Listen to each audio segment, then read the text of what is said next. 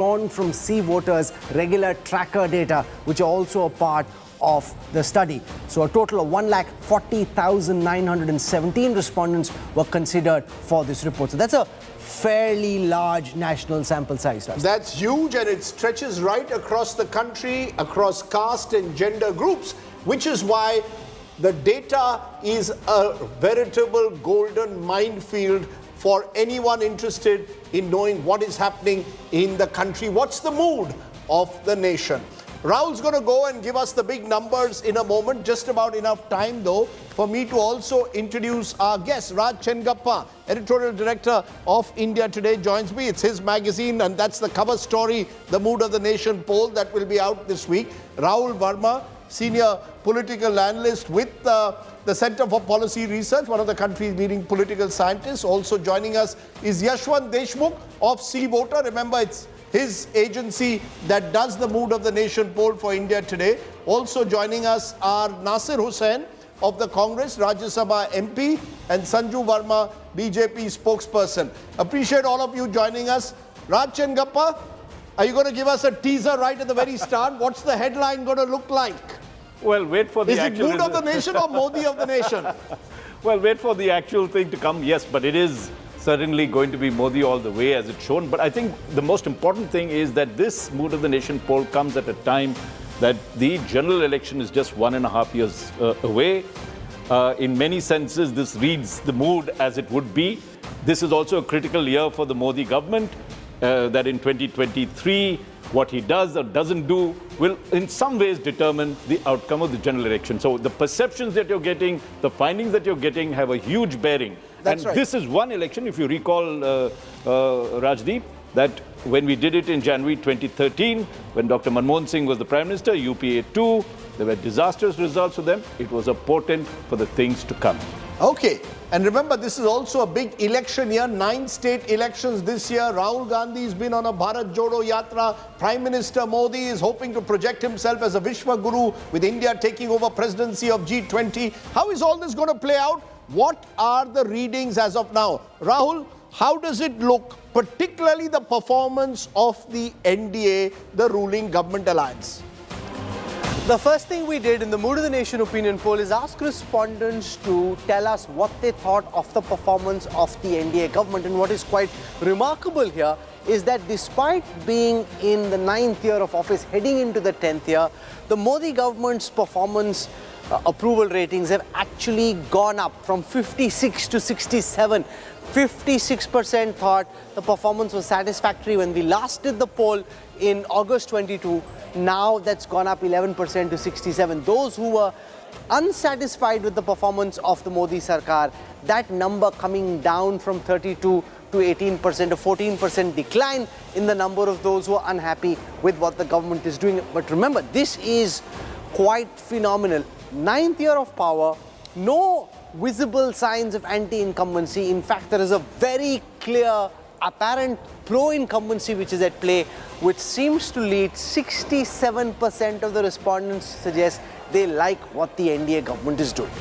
That's actually remarkable, because when you look at it, 56% August 2022 satisfied, now it's up to 67%, actually 11%, and unsatisfied is down by 14% from 32 to 18%. So you've got actually the Modi government in January 2023 getting higher ratings than it got even in January 2020, which was, of course, one would have thought a poll right at the start of having won an election, where usually governments have a bounce effect. But Yashwant Deshmukh, it appears clearly from these numbers right at the very outset, no anti-incumbency even after almost 9 years in power.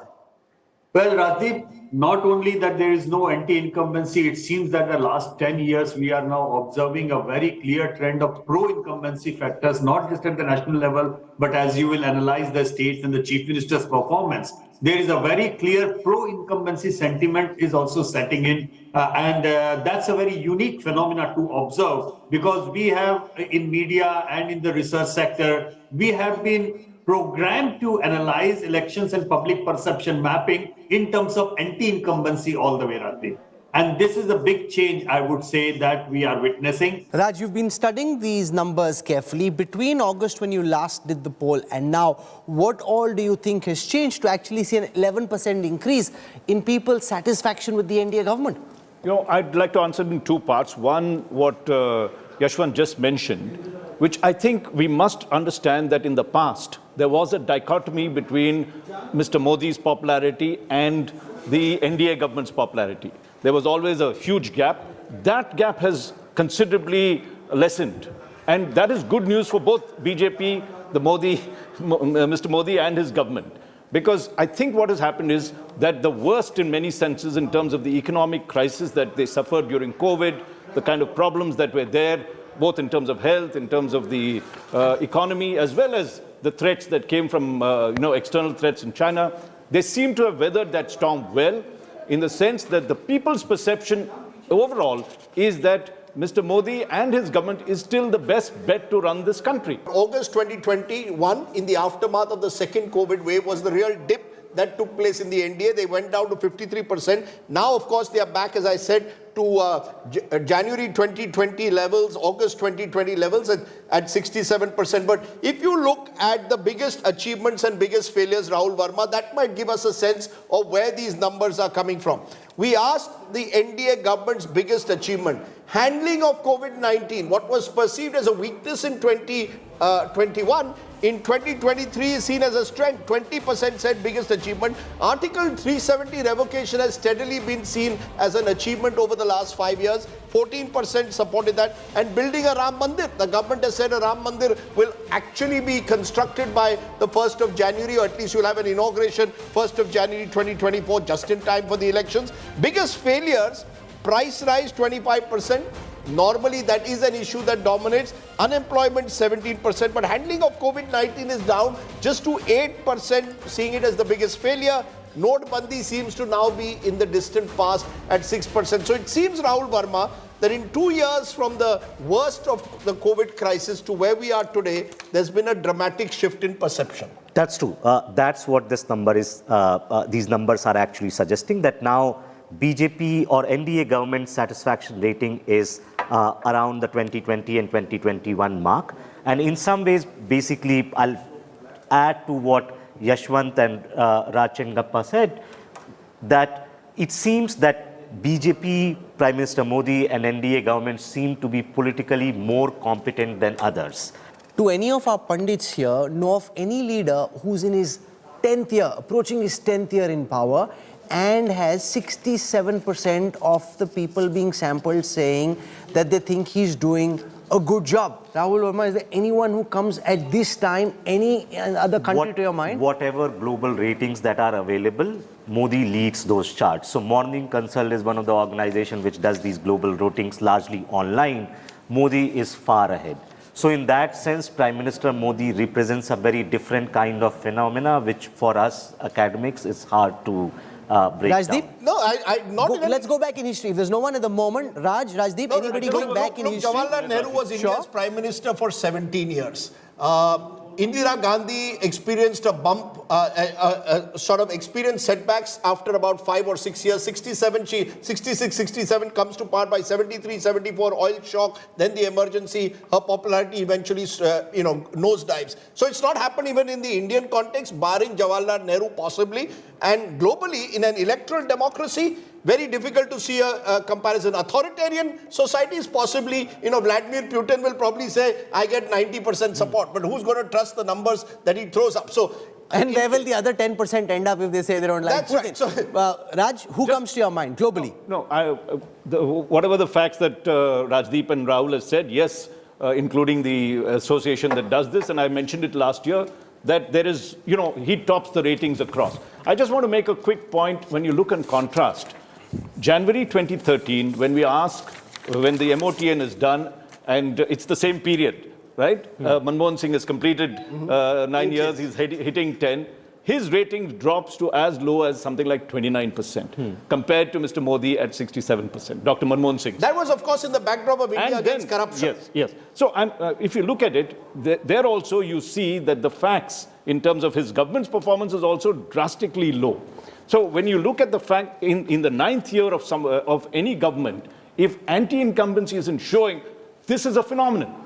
There's no doubt about it. You know, before the show, Rahul, I said almost that these numbers almost suggest Mr. Modi's become a cult figure, which is not just a normal politician. Normal politicians, we would have normal analysis and look at anti-incumbency, look at the, you know, where the government has faltered and why, therefore, is there a reaction against it. We are not seeing that. And I think that's why the opposition should worry, and that's why the ruling party will almost believe that 2024 is a done deal. Nasir Hussain, from the Congress, the first numbers that are coming out seem to suggest that there is Modi only, the Timo factor, as some would call it. Looking at these numbers at the moment, we don't know the final big picture, but the initial numbers show the levels of satisfaction have actually risen between August and January. If you look at the states, BJP has won some states but has lost lots of the states. And how BJP has managed to keep the states together is something which I know, every one of us know. What happened in Maharashtra, what happened in Karnataka, what happened in number of states where it didn't get the mandate. So let us not get into that. It is more of an manufacturing a mandate than actually getting a mandate, or it is more of an stealing a mandate than actually getting a mandate in the states. So one. Two, I would also like to mention that though comparisons has been done with the past prime ministers, I would also say every time you do a survey, every time you do you do some sort of a poll before the elections in any state or at the center, it is generally the trend that the incumbent government, incumbent prime minister, incumbent chief minister, generally I'm saying not, there could be exceptions, but but I'm saying that generally the trend would be that the incumbent government gets a fairly large amount of Mr. Hussain, poll Mr. Hussain, I'm sorry. But, Mr. Hussain, Manmohan Singh in 2013 January, his numbers had fallen. Radhdeep, let me finish. Radhdeep, let me finish. Let me come to. See, during the end of, I'm saying there could be exception, one or two, but most of the chief minister state elections, most of the central election, 1 year, 2 years before the election, the general trend is that the prime minister who is generally visible everywhere, or the chief ministers who are generally visible everywhere, would definitely have some sort of favoring during the opinion polls. One. Two, I would also say that if somebody can get us some data or the details of some sort of a similar poll done before 2004 when Mr. Vajpayee was at the peak of his popularity, then you would definitely get to know that Vajpayee was riding the tide and Vajpayee was at the helm of the affairs and he was at the peak of his popularity. But Sanju Verma, does this poll suggest to the BJP that 2024 could potentially be in the bag? Rahul, let me finish. Rahul, let me finish. I did not heckle anybody. You can't take so long. Nasir Hussain, keep it short and crisp. You've spoken for 3 minutes. We've given you a full run to make your point. Yeah, let Sanju come in give me 10 minutes. on these numbers and whether they suggest that 2024 could potentially be a done deal. Let's be very clear. I will talk about numbers. And I think you two being seasoned journalists, you'll agree that West Bengal, Maharashtra, Bihar, and Uttar Pradesh. These 4 states account for 210 seats in the Lok Sabha, out of 543. 39% of the total Lok Sabha seats come from these 4 states. And if you have got your game and the numbers right in these 4 states, you're romping home to victory. Now let us just look at the numbers. Very quickly, I'll take 10 seconds. BJP in 2019 got 18 seats in Bengal. We got 23 seats in Maharashtra, we got 63 in Uttar Pradesh, and we got 17 seats in Bihar. Taking a tally from 210, which is the overall number, we secured 121 seats. So we basically, in these 4 large states, we got 57% of the total seats that were up for, contest. Now, I have an interesting take. The Shiv Sena last time got 18 seats in the Lok Sabha. To our tally of 121, you add these 18 seats also because Shiv Sena, the Uddhav Thackeray faction is decimated, done and dusted. So 121 plus 18 becomes 139, which means out of these total 210 seats, if in 2019 we got 121, in 2024, bina kuch kiye, we will get 139 seats. Okay, so we are coming to the state by state and seat by seat breakup in just a while from now. We are coming later to the state by state breakup. I am giving you a quick 30 seconds. Minutes. What? Give us your I've preliminary completed my remarks. 3 minutes. Give us your preliminary remarks to these numbers. Don't worry about the states. We'll so come later to the states. My preliminary, Rajdeep, please. You are the anchor. Why are you heckling me? Okay. My preliminary analysis is this. Our tally of 121 rises to 139 in the 4 states of Maharashtra, Bengal, Uttar Pradesh and Bihar. We are romping home. Last time BJP standalone got 303, NDA got 353. This time standalone we will get 353. I have given you a small sample of the math. Okay, we'll come to that. Actually, the numbers are quite different for Maharashtra and Bihar, but we'll come to that. The numbers. You haven't actually, the story picture abhi baki hai, Sanju Verma. Let's not get ahead of ourselves, because the fact is, let's try and break this down, Rahul, because there are interesting numbers. What is the most important issue which we had said? Unemployment 25%, price rise 22%, family income 6%. When the question was asked, should India go for a uniform civil code? Yes was 69%, no was 19%. Should India appoint judges? Should judges appoint judges? The whole collegium debate. Yes said 38%. Executive should appoint 19%. Both executives and judges should appoint 31%. So opinion divided on that. Should hijab be banned in educational institutions? Yes, 57%. No, 26%. Muslim men indulging in love jihad? Yes, 53%. No, 33%.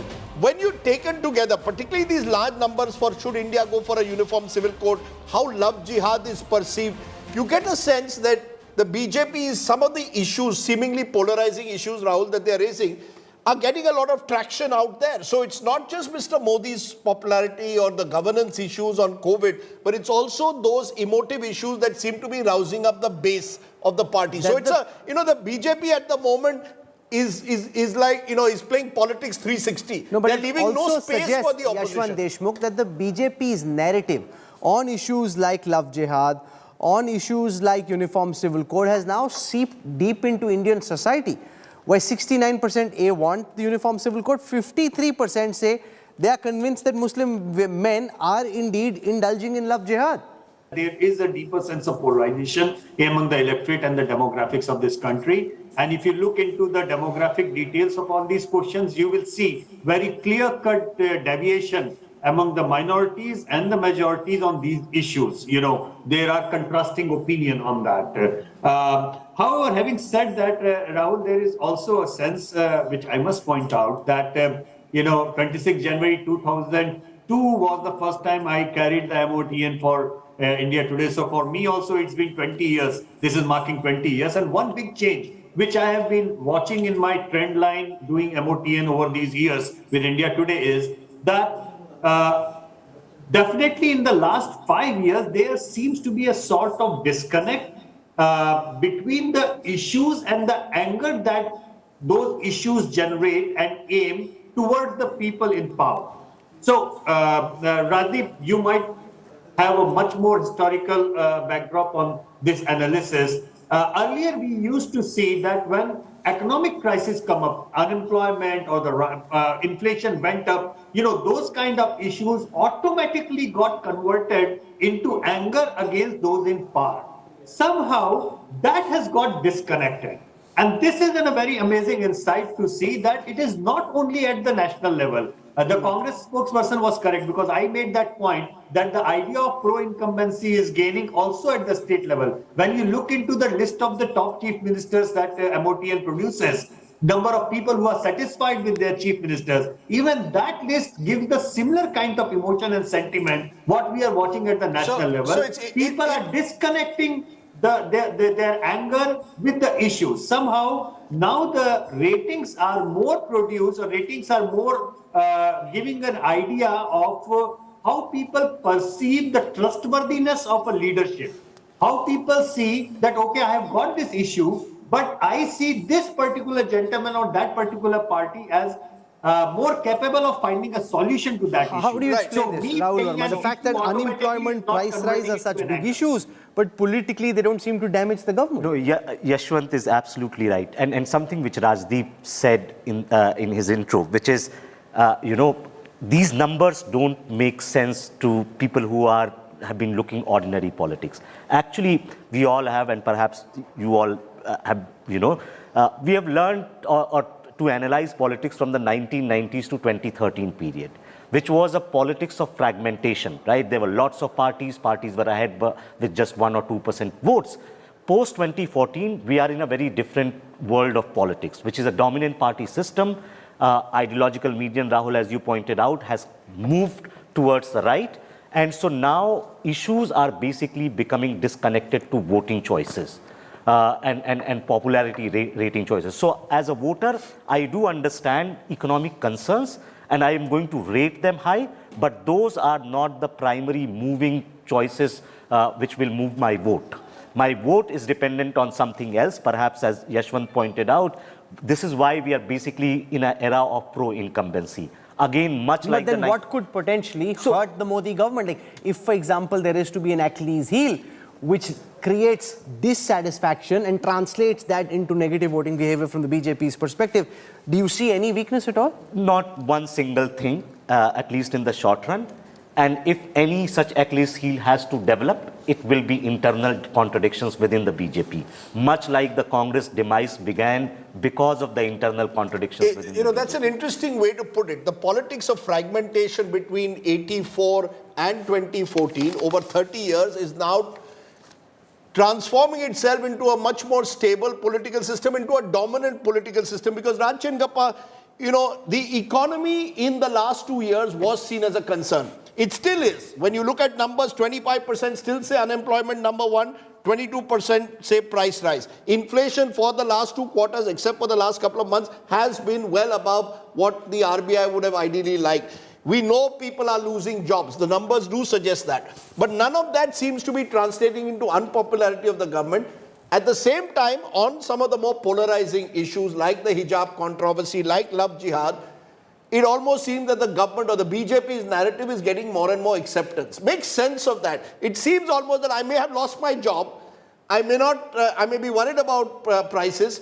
But, I don't think that Mr. Modi is doing such a bad job. And I actually appreciate the BJP's ideological agenda almost. No, but Rajdeep, that's not what the data says. Not bad job. They actually think it's a very good job. That's right. 67%. So, you see, voting preferences are being disconnected from my state, possibly of economic health.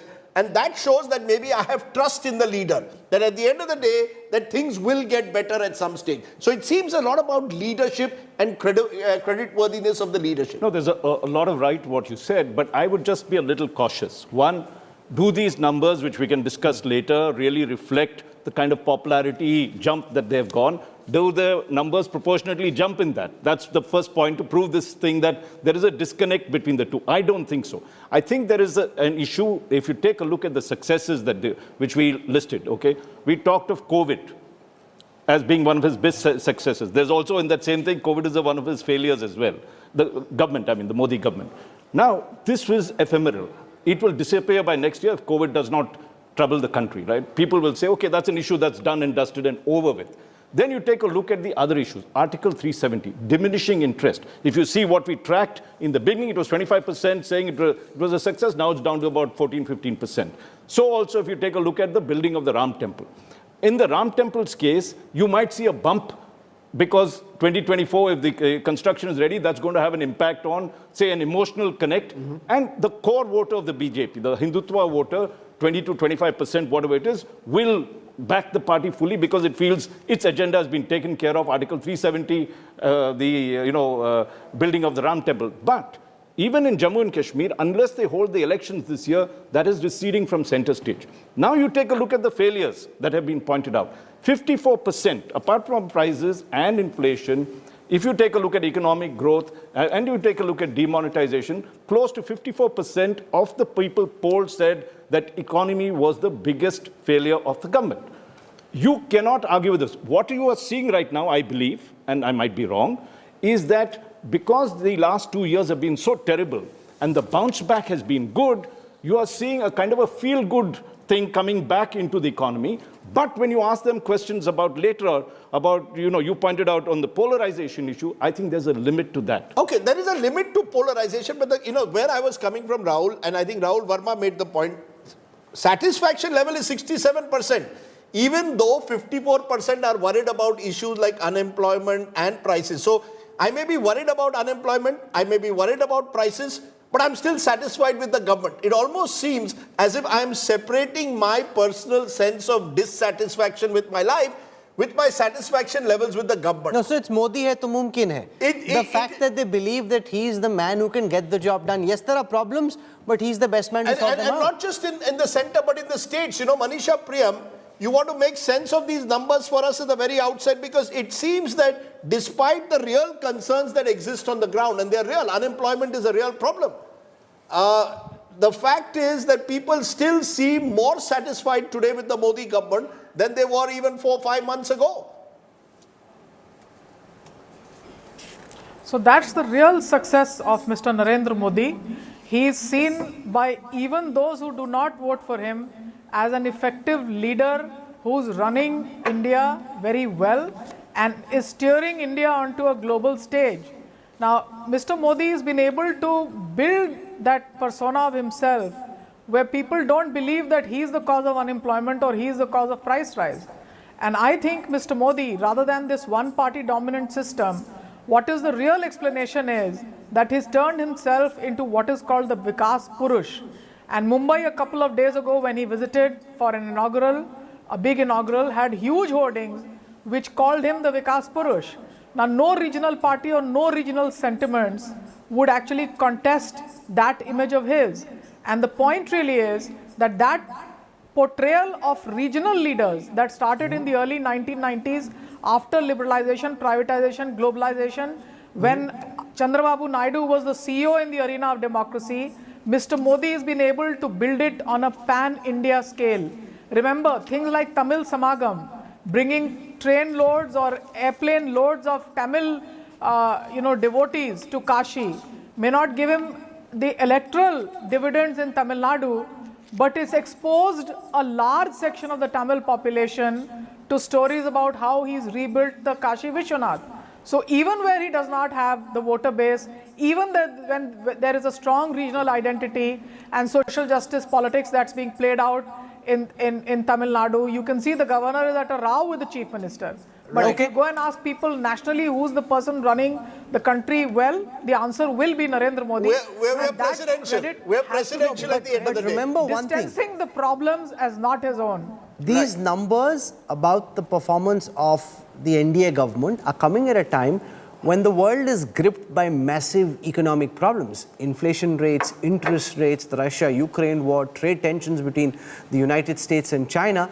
And as there is growing global consensus that there may not be a deep recession and that there may be a soft landing instead, and the India story starts to actually boom and gather some steam, things could change potentially even more, because this is 67% being satisfied when there's a very hostile pitch that you're batting on. When the pitch is more docile and more flat, you know, the batsman could start scoring more runs, Rajdeep. We'll wait and see how that plays out. No, sure, but I'm saying you're right now batting on a very hostile pitch. Absolutely. At the moment, it almost seems that the opposition, as I said, whatever they do, they seem squeezed, at least nationally. And I think we need to make that distinction between national politics and state politics. There are state politics where areas are opening up for the opposition. But nationally, it appears at the moment there is Modi only the chemo factor. But what should the opposition do? That's what we are going to turn to in a moment. I was very keen on seeing how the Bharat Jodo Yatra is being perceived. You know, there's been so much commentary around Rahul Gandhi's magnum opus, the effort that he's making. How do people perceive the political efficacy of the Yatra? We'll talk about that when we come back on the other side of a quick break. Stay with us.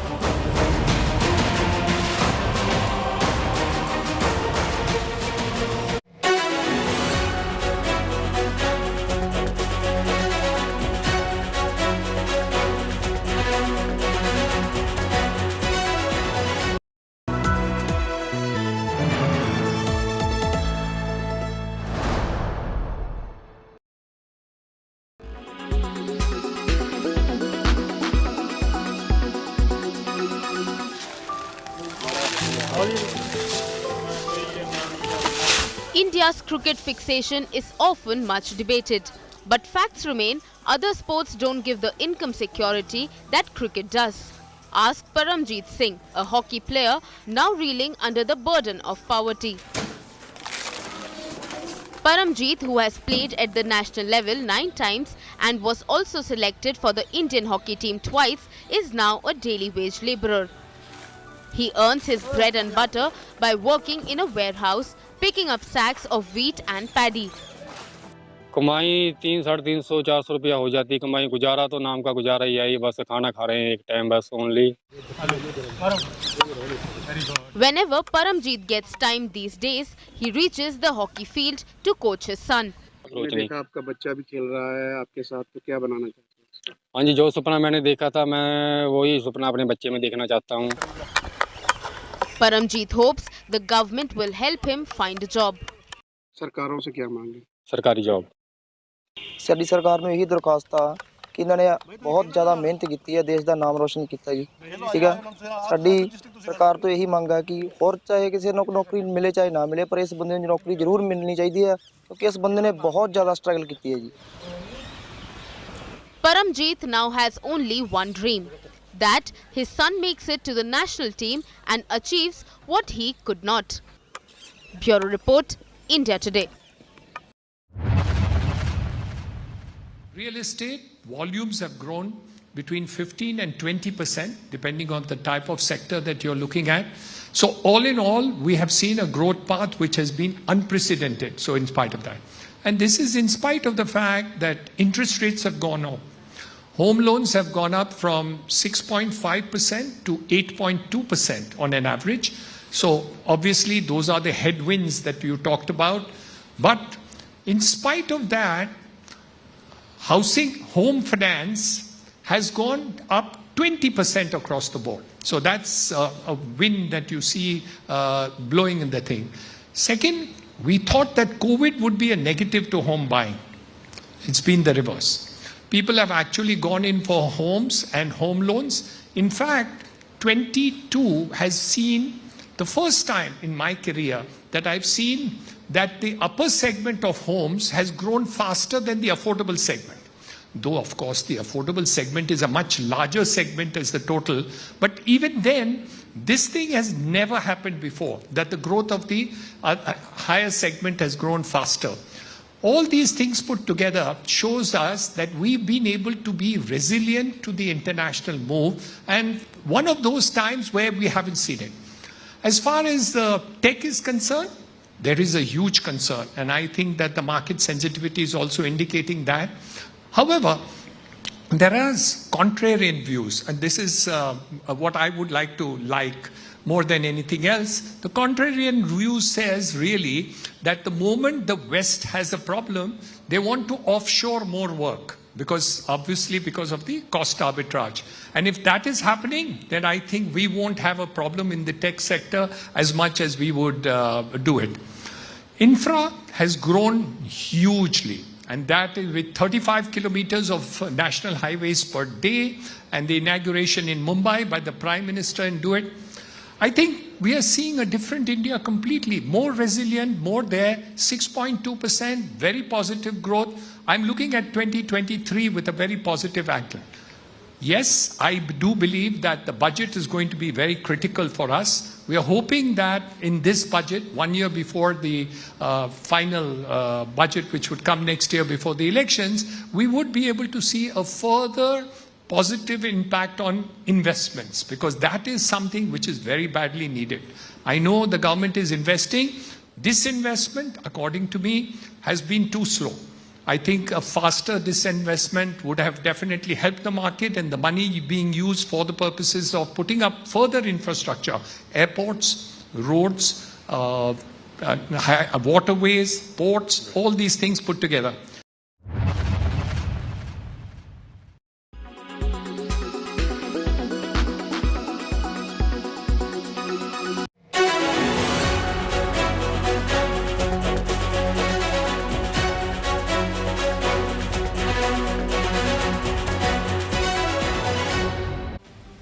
Welcome back. You are with India Today's Mood of the Nation poll in this Republic Day week, brought to you in association with C Voter, that's done the survey. All the details in the India Today magazine. Rahul, the other big question which we raised before the break, the Bharat Jodo Yatra. That's been the other big change between the previous MOTN in August and now. How are people perceiving Rahul Gandhi's journey from Kanyakumari to Kashmir? What does the mood of the nation say? There's been so much focus within opposition circles on Rahul Gandhi's Bharat Jodo Yatra, but so far there has been no empirical evidence to demonstrate what the voters of this country think of the Bharat Jodo Yatra. So here are, for the first time, numbers from the India Today See Voter Mood of the Nation opinion poll on how Indian citizens perceive Rahul Gandhi's Bharat Jodo Yatra. 37% of the respondents say it's created a buzz, but it won't help the Congress win elections, which is the ultimate political litmus test. 29% of those who were sampled say it's a good exercise for mass connect. So 3 in 10 seem to think that this is actually helping Rahul Gandhi and the Congress achieve a mass connect. 13% think of this as yet another rebranding exercise for Rahul Gandhi.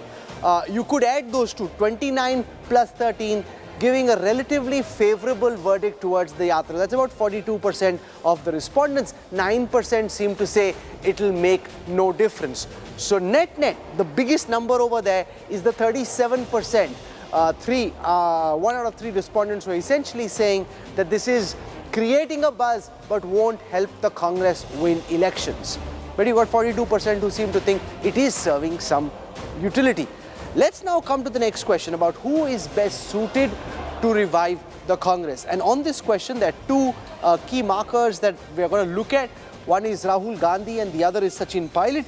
Rahul Gandhi's numbers from January 21 have actually increased 15, 17, 18, 23 and then 26. Sachin Pilot, on the other hand, has increased as well from 12 to 17, but a much lesser quantum of increase. But Rahul Gandhi now at 26%, much more than the 18, 15, 17, Rajdeep, that he's been on over the previous MOTNs. Because let's get in his namesake Rahul Verma with us. When I look at these numbers, it suggests, yes, there has been a buzz that the Bharat Jodo Yatra has undoubtedly created, especially in the media, but it's not all necessarily translating it into Rahul Gandhi suddenly emerging as the main contender to Mr. Modi. The gap still seems fairly wide. How do you explain this? Create a buzz but can't win polls is 37%, more than 1 in every 3. Around 1/3 call it a great exercise for mass connect. Add rebranding exercise for Rahul, that's about 42%. So the yatra seems to have served a particular purpose for the Congress. Yes. But has it been able to win over the non-Congress voters is the big question. That's actually difficult to say at the moment. See, I think this yatra has done 3 things. First, it has got some positive bump for the Congress party and Rahul Gandhi. But this positive bump has to be understood in the backdrop of declining popularity. So the positive bump is still at the 2019 level or slightly above it. The Congress party and Rahul Gandhi's rating were declining since 2019. That's the first point. Second, I think, at least the leadership question in the Congress party is now settled. They now have a full-time president in form of Mallikarjun Kharge, and Rahul Gandhi is the Congress party's leader. That question is settled. This was also hanging in there for last 2 years. There was no precedent in the party. And third, there is some movement within the party where there was nothing. Think of it was basically lots of crisis within the party. So at least some positive energy, but whether it will revive the Congress party, this is far-fetched. Can Congress make big electoral gains? I think that's also far-fetched. It almost seems, Raj Chengappa, the exact flip side of Mr. Modi. Mr. Modi has some genuine concerns with the economy, but satisfaction levels very high. Mr. Rahul Gandhi has created a buzz with his Bharat Jodo Yatra, but will it translate into votes? Huge question mark. Is this again more about those who are convinced about leadership? Rahul Gandhi still has to convince people that he can lead the country. Yes, he is someone who's now clearly making waves, but can he lead the country? There seems to be a disjunction. Well, a couple of points I'll add to what Rahul had said. I agree with most of them. is that one, there's a makeover of Rahul's image. So far as the BJP had always... a positive makeover. Positive makeover. He was criticized as Pappu, a Shehzada, you know, and other kind of, what would you say, names that you wouldn't like people to be called at, right? He was really pushed down.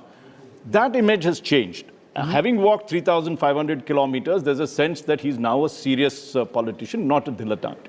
The second thing I think that comes through is that because he has walked it, these battles that has happened within the Congress, right? He has a greater moral and in some senses, you know, can be more firm and decisive in dealing with some of these crises. He was always seen as someone who had inherited it.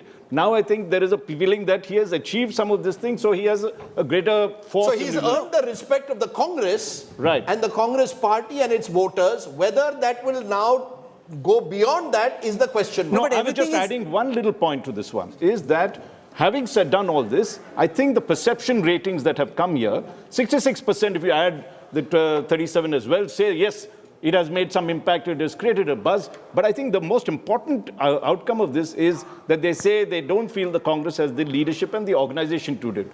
If this was the Congress and Rahul Gandhi, the big message that is coming for them is that you need to focus on organizational revamp. You cannot do business as usual. You have to cash in on the momentum that is there. The next 3 months will be critical in terms of turning the numbers for the Congress but whether it is politics, the financial markets, or cricket, performance is relative to peers. If Rahul Gandhi were a stock, his stock was beaten down very badly. All that we've seen, Rohan Gupta, is from very negative red territory, the stock coming up towards neutral. It is still not on the buy side. It's not as if voters are saying that they're latching on to Rahul Gandhi and that this will lead to the Congress winning elections. You had a very battered stock, which is now neutral, but still not very positive. So Rahul, first of all, if you see the elections, whether it is Himachal or Gujarat, I am sure we were not there in both the states, and at least we have got one state. See, I am not attributing this directly to Bharat Jodo Yatra anywhere, but at least that has given confidence to our cadre. And since Bharat Jodo Yatra was there at that point, I feel that some contribution is there. Point number one. Point number two, I think the elections during this year, whether it is Karnataka elections or other elections, will definitely give us a lot of input as far as what people are thinking about Congress and what difference it is going to make on ground. As far as Bharat Jodo Yatra is concerned, Rahul, when it started, it was not getting attention of even media also. So I think now at the end, when we see that Bharat Jodo Yatra is going to end, now we see all the channels, all the media debates happening at least on Bharat now, Jodo Sudhanshu Yatra. Trivedi, you study Indian political history. Would you accept that in Indian political history, going back many years, very rarely has a yatra gone unrewarded? Whoever has done this tapasya of walking has found some succor at the end of it. And Rahul Gandhi, your ecosystem had built the image of him being a pappu, has at least neutralized that negative image and come towards neutral territory. What happens from here depends on what he does next. Actually, if you look at what was the prime objective of this yatra, there was no comparison between BJP and Congress and the tall personality of Modi ji with Rahul Gandhi. It was a very far cry if they are thinking on that line. The fact of the matter that so many leaders in the opposition have built up their ambitions of becoming the leader of the prime leader of the opposition, whether it is Mamta ji, Nitish Kumar ji, KCR, Kejriwal or Sharad Pawar ji. So the prime objective was to show the so-called other leaders of the party to their face, that where are you? We are from Kanyakumari to Kashmir. तो उनको विपक्ष के नेताओं को हैसियत दिखाना था. In that process, they succeeded. They succeeded. Let's look at that in terms of the mood of the nation. Because we asked this question, who is best suited to lead the opposition? In our mood of the nation in January 2022, Arvind Kejriwal was at 16%. He's now up to 24%. Remember, his highest was 27% aftermath of what had happened in Punjab. Mamta Banerjee was at the top in 2021. She's now at about 20%. Rahul Gandhi, is he best suited to lead the opposition? 11% in January of 2022, 13% in August of 2022, now 13%. So actually, when you are asking this direct question, are you the best suited? Arvind Kejriwal and Mamata Banerjee are still higher than a Rahul Gandhi. So while I come back to it, Congress voters seem to be 20%. seem to be satisfied with Rahul Gandhi, but the non-Congress opposition voters also are looking at options. But Modi's magic is the fact that he's able to get the non-BJP voter to vote for him. What I want to say, that Congress was trying to project a case that howsoever popular your leader may be in a one or two respective state, but in the entire country we are there. So they succeeded. No, so but that's this poll why says the even that problem is not true. The party This poll says that Mamata and Kejriwal are perceived as being better national leaders than Rahul Gandhi. That's what I'm saying. The dichotomy of the opposition emerges out of this survey as the biggest party is Congress, but their leader is not tallest. You know, other leaders are tallest, the parties are small. So small parties having taller leader and the bigger parties having not that much taller leader. So that dichotomy will not be able to overcome by the opposition. You know, because when you ask a direct question again, can the opposition alliance challenge Mr. Modi? In January 2022, it was 49%. Now it's down in a way, yes, say 39%. So 10% down. No, 41%. And now it's up to 47%. So the opposition, despite the Bharat Jodo Yatra, has not been able to send out the message that they can challenge Mr. Modi. And B, Rahul Gandhi is not necessarily seen as the only individual who can do that. So I think that should be the big concern in a way, that the Bharat Jodo Yatra has done well for Rahul's image within the Congress, but not outside the Congress. Would I be right, Yashwant Deshmukh, in saying that? Well, absolutely correct to a large extent, Rajdeep, but just want to add the points which you have made. I think the Bharat Jodo Yatra has served a purpose in mitigating the clear and present danger which was put out by the MOTN survey 6 months back. If you look into the prime ministerial candidate's positioning, Rajdeep, it was for the first time in MOTN that Rahul Gandhi's name came below 10%. He was at 9% and Arvind Kejriwal went up to 7%, just 2 points behind Rahul Gandhi. If that trend would have continued, probably in that question, which is like a verbatim open-ended question asking people, whom do you want to see as the Prime Minister of this country, Arvind Kejriwal was in striking range of overtaking Rahul Gandhi 6 months back. Now look at, that was the clear and present danger. And I think Bharat Jodo Yatra has served the purpose in that way. Look at those numbers now. From 9%, Rahul Gandhi has gone up to 14%, and Arvind Kejriwal's numbers have dropped down on the prime ministerial question. So what I'm trying to say, that the absolute disaster that might have happened in terms of Congress defeat in Gujarat, yes, it happened. But the Bharat Jodo Yatra in the larger frame of context, that it served the point that Congress is the only national party vis-a-vis any other alternative. Okay. Rohan Gupta, Yashwant Deshmukh is giving you Yashwant Deshmukh is giving you some straws to clutch on to. These are straws. Because when I look at it, it only seems at the moment that while the Yatra has done well for your party and Rahul's own image, he's still not a challenger for Mr. Modi in that sense. I think that's what I told earlier. You have to see, as you know, there can be one opinion on the Yatra, there can be a different opinion, but the results of the current state elections, and I'm being very frank, there has to be impact there. And if we see that, definitely, I'm 100% sure the way we are getting feedback from Karnataka, I am sure we are going to win Karnataka by... Okay, that's very interesting. If I look at Congress's role as the opposition, we asked that question, how have they performed? Outstanding, 19%. So about 1 in every 5, and presumably many of these are opposition voters, have said outstanding. Good is 15. Add the two, good plus outstanding, 34%. Congress can clutch on to that. Average 19, poor is 25. So a lot of voters also think the performance is still not good enough because very poor is 12. Add that is 37%. So a solid 37%. No, but also in the 19% who are saying the outstanding, how many are BJP voters and how many are Congress? That's what I'm saying. BJP voters will say outstanding to the Congress right now. No. Well, we don't know whether that's the case. All I will say at the moment is that the Congress still needs to do, has bahut lambi... No, but that's where Sudhanshu ji should come in. No, on the question of Karnataka, you're on everyone in the BJP, whether they accept it on camera or not, off camera will tell you it's a tough election at the highest levels. And you're saying, Rohan Gupta, Karnataka aane do. So they'll make it about Karnataka, putting that much more pressure on your government in Karnataka. If they are trying to give the reference of Karnataka, is the previous experience is similar. In 2018, Congress was having the government. They were having CM.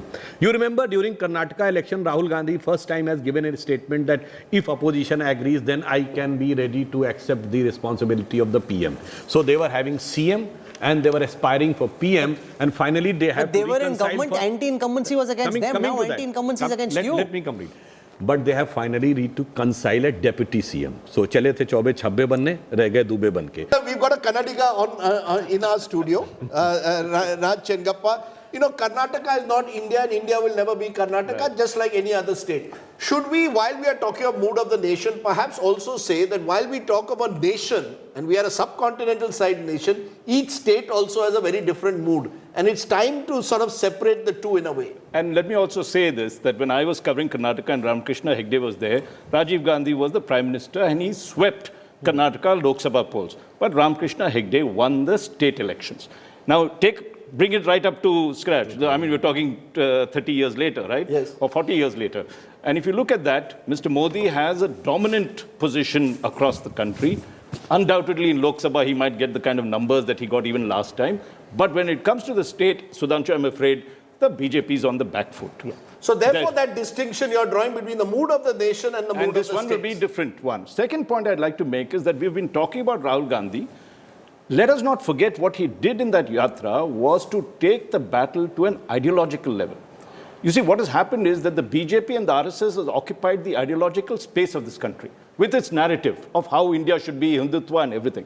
For the first time, you have a challenger who comes and says, there is an alternative narrative that I'd like to do it. And if you take our Mood of the Nation poll, particularly this segment and the earlier one that we talked about, Rahul Gandhi highlights a trinity of issues, which is, authoritarianism, social sort of polarization, and economic cronyism.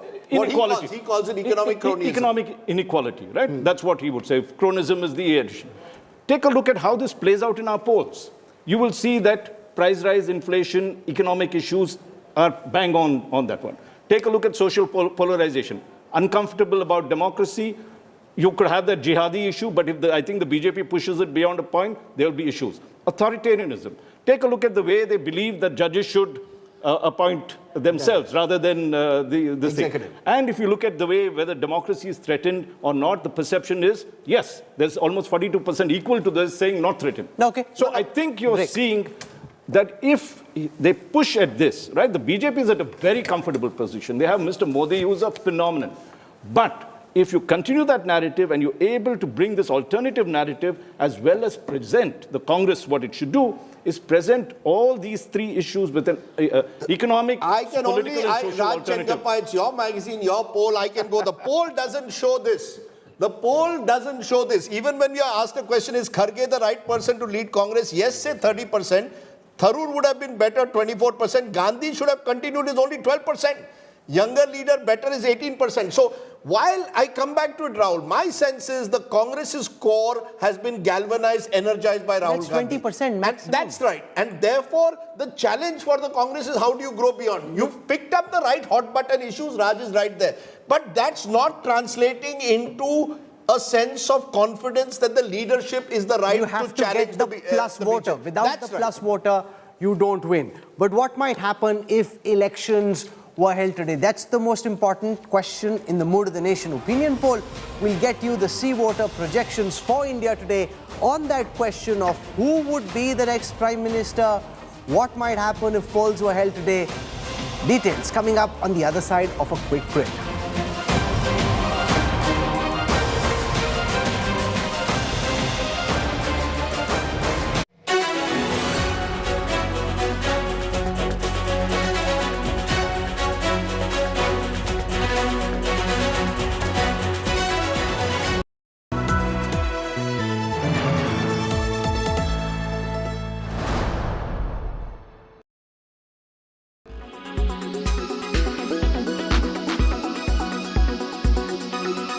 Enterprise का FPO एक बेहतरीन मौका है ऐसी company से जुड़ने का जिसने अपने निवेशकों का पूर्व में तो असाधारण रिटर्न दिया ही है और उसका भविष्य और भी उज्जवल है। Just hours after Gautam Adani issued this video statement urging investment in the 20,000 crore rupee FPO of his flagship Adani Enterprises, came a report by Hindenburg Research, an investment firm with a focus on activist short selling. The company claimed it had based its finding on a 2-year investigation and on conversations with dozens of individuals, including former and senior company executives. The report alleged the group has engaged in brazen stock manipulation and accounting fraud schemes over the course of decades. As per the report, the stock price of the 7 listed Adani companies spiked an average 819% over a period of 3 years. Adding that, the stocks have an 85% downside purely on their fundamentals. Hindenburg also lists several offshore shell companies reportedly used by the Adanis to allegedly generate fake turnover and to siphon off money. The report says the debt taken by the group is unsustainable and that the group is the focus of 4 major government fraud investigations. The Adani Group, meanwhile, has responded strongly to the report, saying it was timed to damage the Adani Enterprises FPO. A statement by the group said that it was shocked at the report as no attempt was made to contact the group or verify the facts, and that the group has always been in compliance with all laws and maintains the highest standards of corporate governance. The report is a malicious combination of selective misinformation, stale, baseless and discredited allegations that have been tested and rejected by India's highest courts. The timing of the report's publication clearly betrays a brazen, malified intention to undermine Adani Group's reputation with the principal objective of damaging the upcoming follow-on public offering from Adani Enterprise. Meanwhile, the anchor book for Adani Enterprises FPO has already been oversubscribed. The issue opens for retail investors on Friday and closes on Tuesday. Bureau Report, Business Today Television.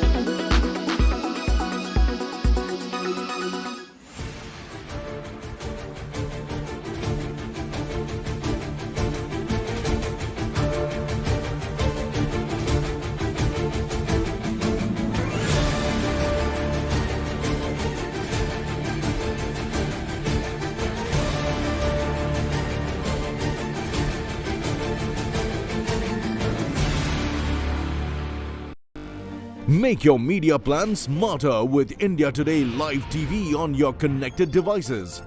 Amplify your brand with 100 million smart internet viewers. To advertise, mail us at sales@aajtak.com.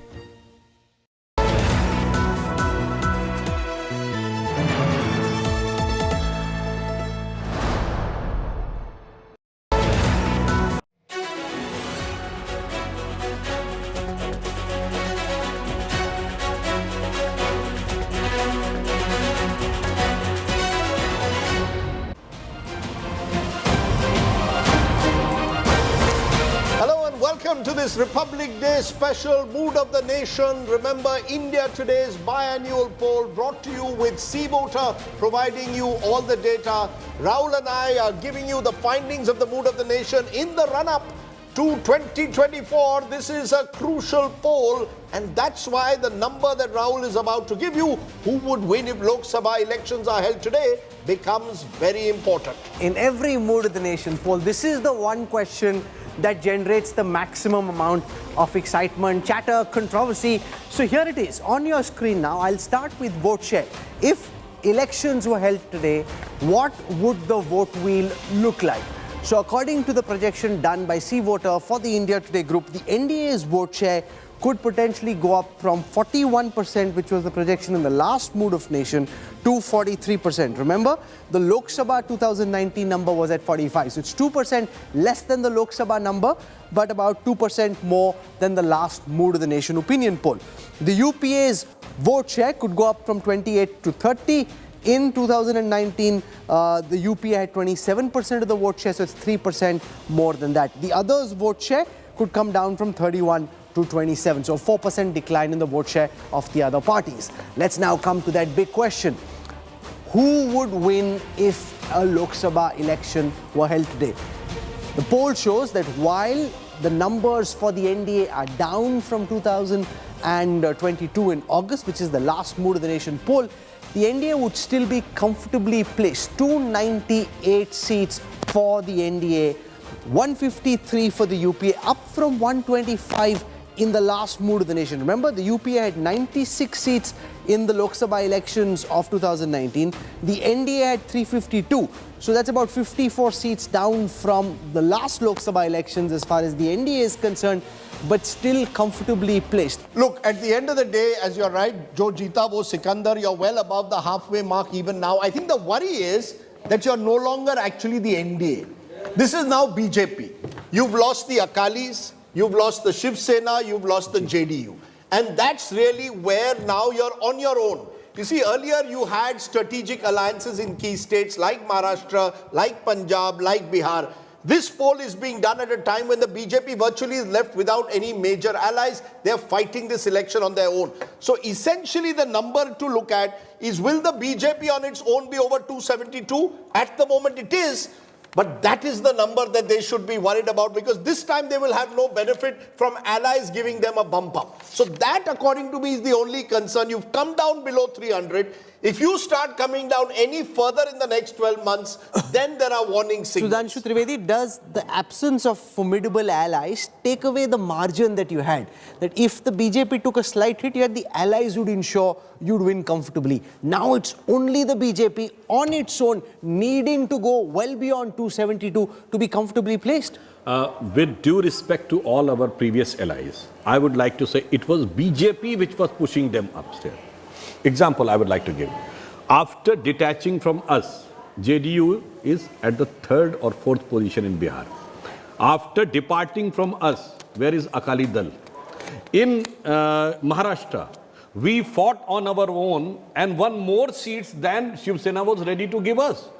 So, in a manner, they were getting the benefit of the personality of Shri Narendra Modi and the support of BJP. So, as far as allies are concerned, one interesting fact. This UPA figure is being shown if you take into account Bihar and Maharashtra. It is very easy at this time when the elections are not really on the ground. Do you think that how many seats, when the seat sharing will come, NCP and Congress will be able to give to Uddhav Thackeray?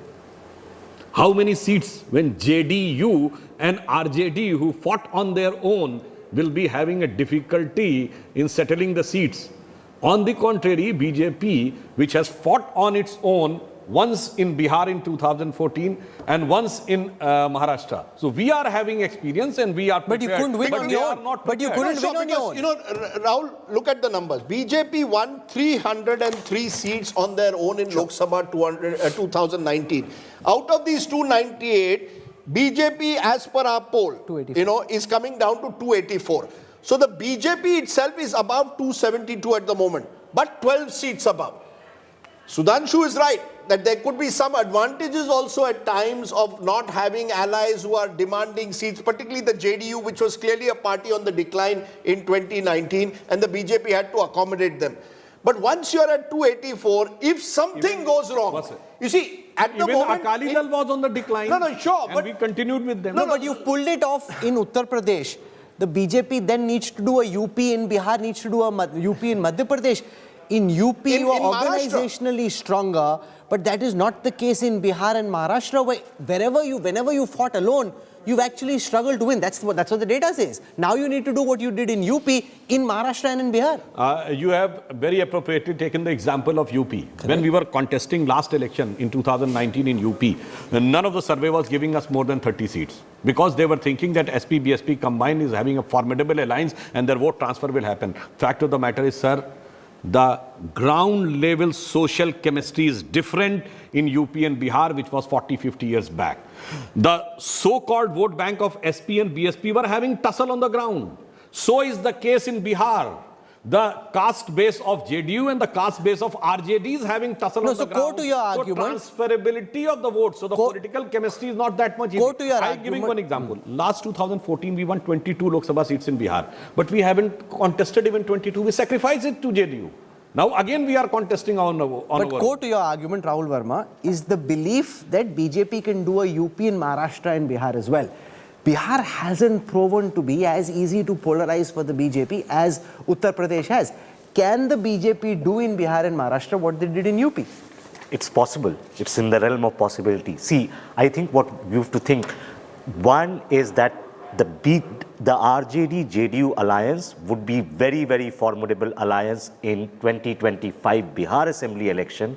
But when the national elections, Lok Sabha elections would happen in 2024, because it would be a different BJP. BJP, when Prime Minister Modi is on the ticket, it will be an equal challenger or perhaps a better challenger.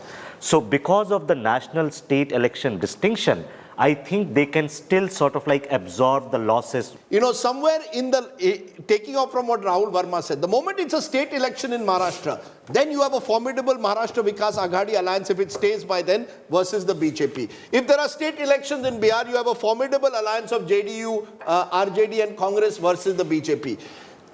Sudhanshu Trivedi seems to be banking on the chemistry of Narendra Modi and forgetting about the alliance, the arithmetic of alliances. Do you believe that that is the reason why even now the BJP is above the halfway mark of 272? Because otherwise, there could be some troubling signals going ahead for the BJP despite the Prime Minister's high popularity at a national level. I think what you said earlier, Rajdeep, is right, that at 284, if I was the BJP, I wouldn't be comfortable. Because earlier, wouldn't be comfortable. I wouldn't be comfortable at all. This is not something that you would like to be in a position where if you lose 20 seats this side or that side, you're going to be dropping below the majority thing. You would have been far more comfortable at 300. You've got a buffer and plus having allies so that you are ensuring that the NDA or the BJP government comes to power. I think the real problem, and this is being reflected in it, if, you know, what is the concern that is there? That while the popularity of both his government and Mr. Modi are very high, when it comes to numbers, he's still stagnant as compared to what we did in August 2022. Now, here's the problem, that while he gets the bump because of whatever measures he's taken, welfare and everything else, he has to do two things in this year. One is he has to address the key issues the country faces. 54% say it's economic. Whether it's price rise, whether it's unemployment, that he has to address that solely. Second is all his welfare schemes that he has to ensure that it delivers, because that benefit, I think, let's take out the one that is this Nal Se Jal thing, the Har Ghar Jal scheme. If he does well in that scheme, right, the female voter will come back in quite substantially. That will make the difference there. So the welfare schemes, the combination of that, the combination of ensuring that he is able to get jobs and prizes, I think will be the key determinant. You can take alliances and everything else as part of the problem. But these numbers, Raj, are coming at a time when the government is in governance mode. Right. The focus is on all these schemes and saturating delivery of public welfare.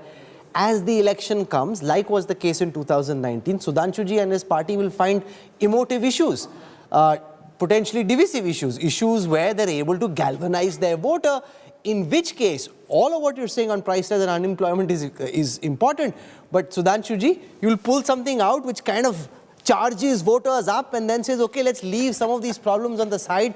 Balakot, Pakistan, something which kind of galvanizes people around the flag, galvanizes around the charisma. Mandir, January 1st, 2024. No, but Sudhanshu is an interesting person to ask that question too. But one political calculation is when something is unsolved, it is polarizing and galvanizing. When the temple is there, is it as vote catching as it is when the temple is to be built and not there yet? Actually, on the issue of delivery and on the issue of so-called polarization, I would like to answer, delivery is the prime characteristic and of the credibility of Sri Narendra Modi. We have delivered it.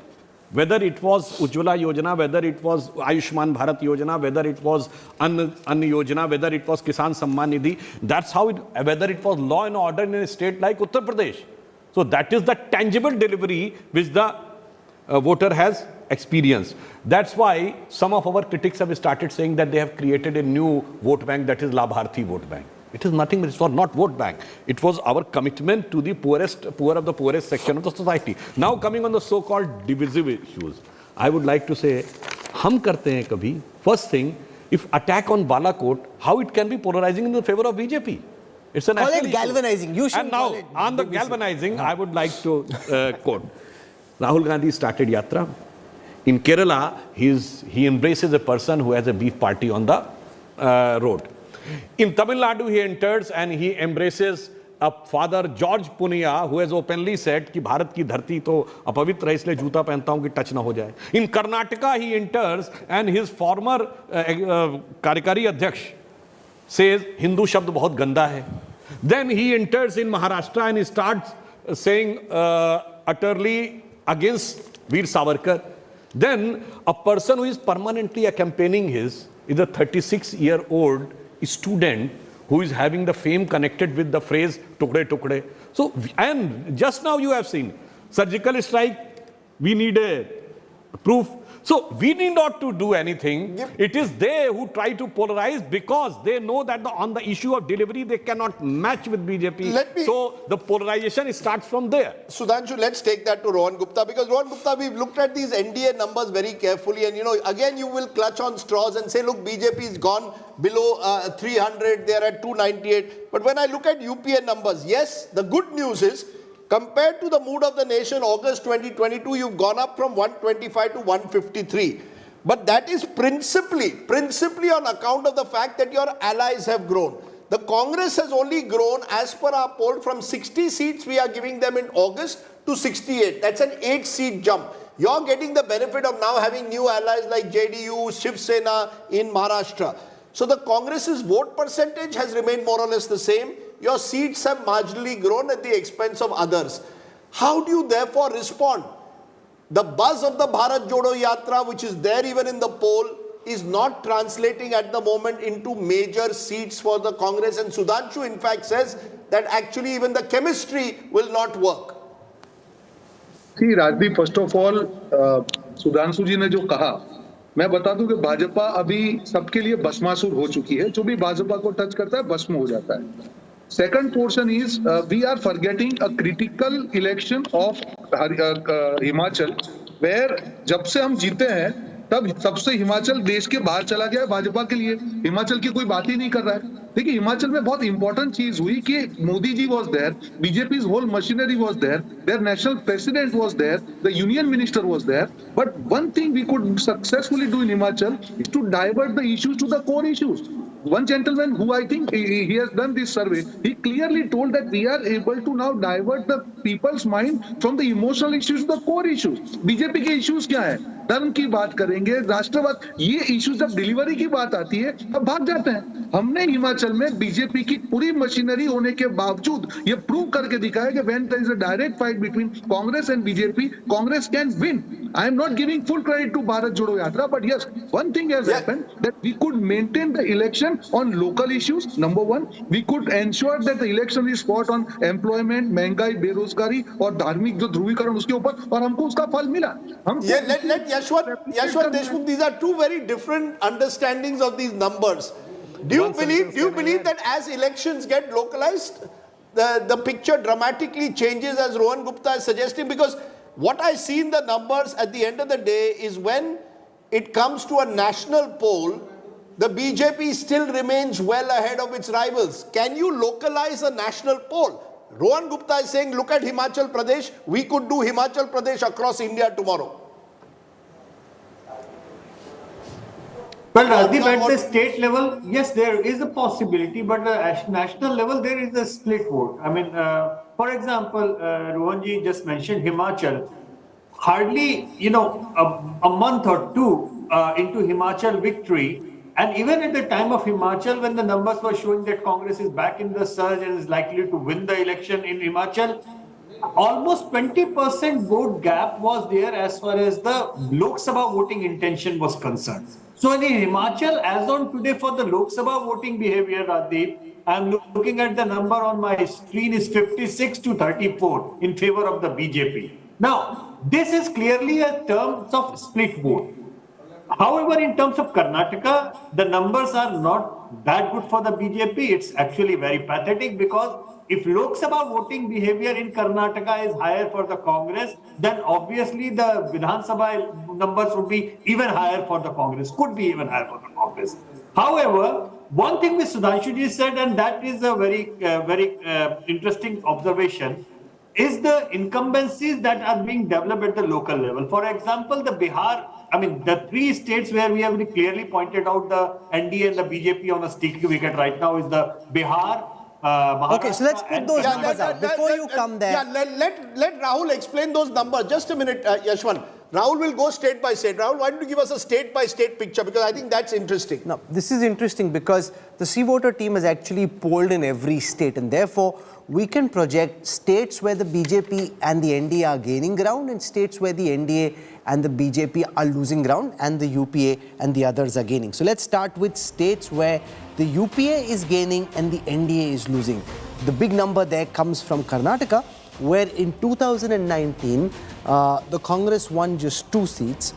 According to the Mood of the Nation opinion poll in January 23, the UPA could be at 17 seats. So that's a 15-seat gain in the state of Karnataka. That's a big gain from 2 to 17. Let's look at Maharashtra, where the UPA had 6 seats in the Lok Sabha elections, which is NCP and Congress together. Now, with the Shiv Sena also getting added, or at least the Uddhav Sena getting added, that number, according to this poll, and Sudhanshu ji and the BJP won't like it, could potentially, according to Yashwant Deshmukh, go up to 34. In Bihar, where earlier the RJD and the Congress together had just that 1 seat, that number could go up to 25. Now, those are big numbers and a nightmare scenario, Rajdeep, from the BJP's perspective, if it were to happen. I look at these Maharashtra numbers, a state that I've followed over the years very closely. I'm a little staggered at the... Can I ask one question? Yes. Can Mr. Rohan Gupta tell that the number of seats with which Uddhav Thackere's faction is right now having, or the last time Shiv Sena contested, are they ready to give even that number of seats to Maharashtra? No, that's about seat sharing. That's why I'm saying. The question... It's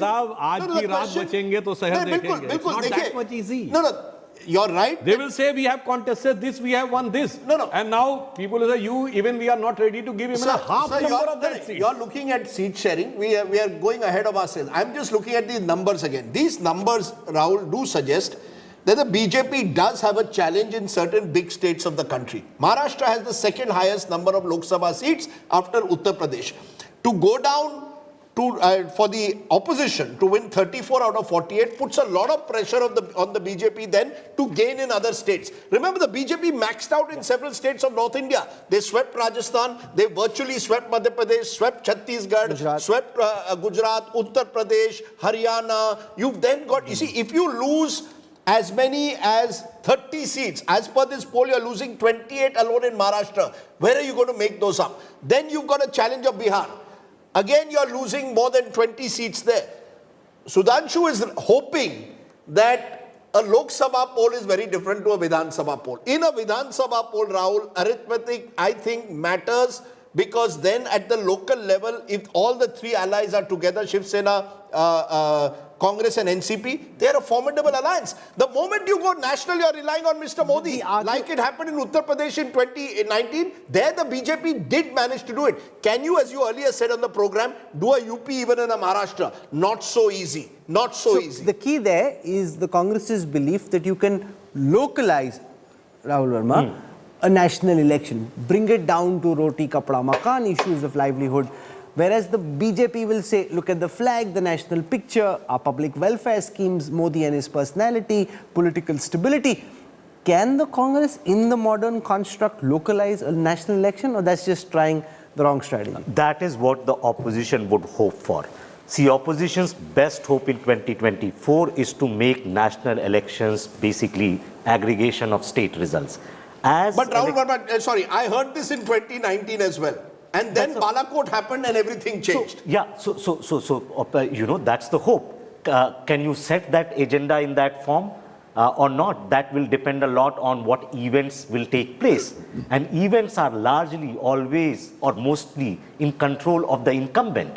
That's why in electoral democracy... Okay, so let's have some fun. Let's spend some time, and I'll start with Rajdeep. Rajdeep, what could this potential... some big crisis happens. No, so let's spend on that. What you're saying, incumbents are usually the ones who can shape the event. What could such an event be? Something which takes attention away from some of the problems red flagged by the mood of the nation, like unemployment, price rise, and make it about Prime Minister Modi and his personality. Rahul, according to me, it is Prime Minister Modi. You see, there is the Mandir issue, which will play out in January and will have, in my view, an impact. There is an emotional fervor. Look, the BJP got a bounce. You see, whenever the BJP, it will certainly enthuse the core of the BJP. The core will be clearly galvanized. We are talking about plus voters. I believe that the plus voters have come to the BJP because of the personality of Prime Minister Modi. Between now and next year, you have the G20 summit. Mr. Modi will be projected as a Vishwa Guru. All these BJP MPs have been told, wherever you go, don't project. Forget Vikas Purush, as Manisha Ji was saying. It's now Vishwa Guru.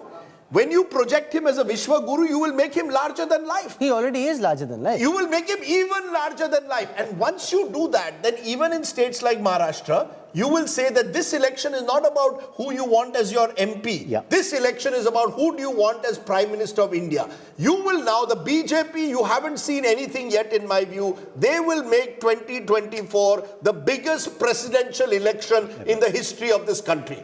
And therefore, we'll hope that all the other issues, economy, everything is overridden by the sheer personality of Narendra Modi, which is why the opposition's opportunity lies in, can I tell them that, look, forget about all that. Think about your local issues. It didn't work in 2019 once Balakot happened.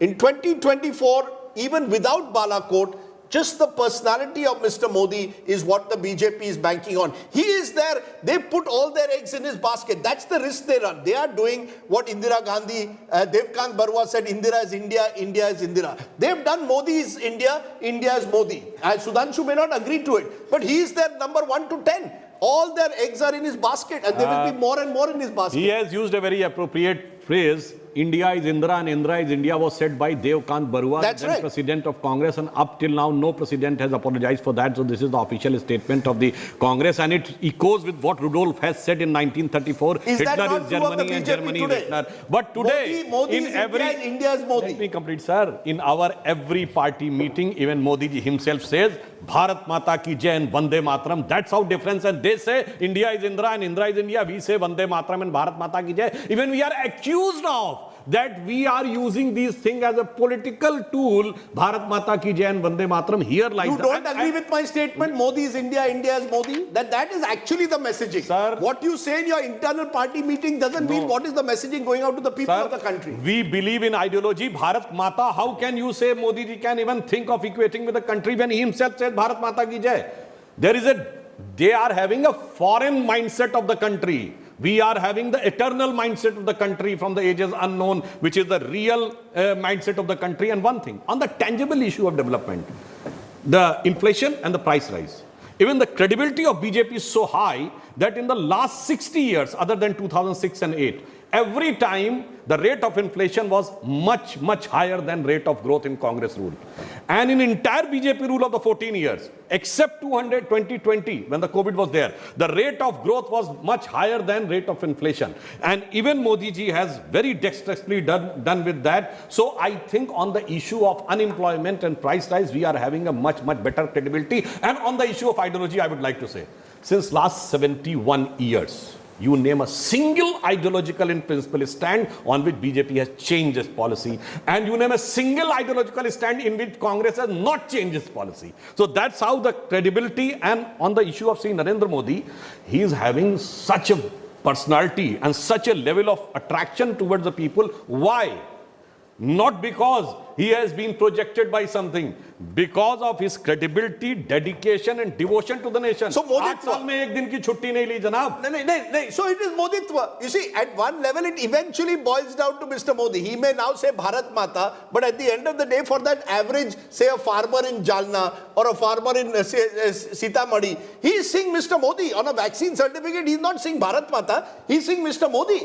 You know, let's be very clear. It is about Mr. Modi. I don't know. But what's wrong with it? Ultimately, I'm not saying, I'm only giving you the objective reality. It is about I'm giving you the objective reality, that Rahul. voter in Jalna or Dumka or Dibrugarh or wherever looks at the Prime Minister's performance. I remember after 2002 Gujarat victory, Rajdeep ji has first used this phrase, it is victory of the Moditwa. I've said it. I remember. Please give me the patent on it. That is. So, and from there, by God's grace, Modi ji has reached to the Prime Ministership of India, that too with a clear majority, which was unthinkable at the time. So if he has used right now the word Moditwa, so in my opinion, Modi ji is going to get a 2/3 majority in the next time, because the previous track record shows that. Okay. Since we are on Rajdeep, I'd like to take a cricket, answering what Rahul was asking at that point. Yes. There's a cricketing analogy that sort of sums up what Mr. Modi is doing at the moment. I think he's in the zone. If you ask Sachin Tendulkar what the zone is, right? It is that you focus only on the ball, everything else disappears when you're playing at your best. Rahul Dravid also said that he doesn't even see the side screen, he doesn't see the bowlers coming, the umpire, he's just focusing on the ball. Mr. Modi is currently in that zone where he's focusing on, the key issues of the country and delivering on many of them. But Tendulkar's also had periods where he didn't score a century for a while. So when you put all your hopes on that but one... Modi hasn't had that period. He hasn't had. He hasn't had that period. Look, all I'm saying is that the BJP today is doing exactly what the Congress did under Indira Gandhi. That's all I'm saying. Sorry. Let me just finish my point, right? Granted, Mr. Modi is their biggest trump card and everything else. But I think there are a couple of things that we need to look out for. One is that this welfare scheme might be great, but I don't think the young, particularly, let's not forget, we will become the most populous country and the youngest country in the world. This generation has aspirations, wants self-esteem. It doesn't want doles. It doesn't want to depend on welfare. It wants to come out like you and my children would want to get jobs and get money. If Mr. Modi, he has 10 years, he had the promise of saying, I'll better your incomes, achhe din, whatever it is. He will be judged on that. I think the Indian, people are not stupid. They will ask, what have you done? Has my income increased? Our poll shows that if you look at what the other numbers are showing on the economy, that they feel their income has deteriorated, that the number of people who say that they are spending beyond their budgets has gone up. These are serious concerns. You cannot wipe it with charisma. You have to deal with this. And I think that's where, while he's in the zone, he could very easily lose sight. He's kept his eyes on the ball. But if he does not do what these are, the country will say, fine, you did a great job, we gave you 10 years, but you need to tell us what you're going to do No, but in the can I next 5 counter years. what Raj is saying? Just to say what you're saying is logically correct, but factually incorrect, because in recent times, despite those issues of unemployment, price rise, people have still reposed their faith in Prime Minister Modi. It happened in 2019 as well. That yes, there are these problems, but we still believe in Prime Minister Modi. He's trustworthy. Let's go back to the poll. You see, at the end of the day, whenever let's go back to the poll. There is a number we put. Performance of Prime Minister Modi, Rahul. In January 2020, 68%, that was 6 months after the poll, said 68% supported him. Now, 4 years later, it's up to 72%. That's the among the highest was August 2020. Now it's 72% are saying performance is good. Poor is only 16%. You know, this shows, as we started off Mood of the Nation, that there is pro-incumbency.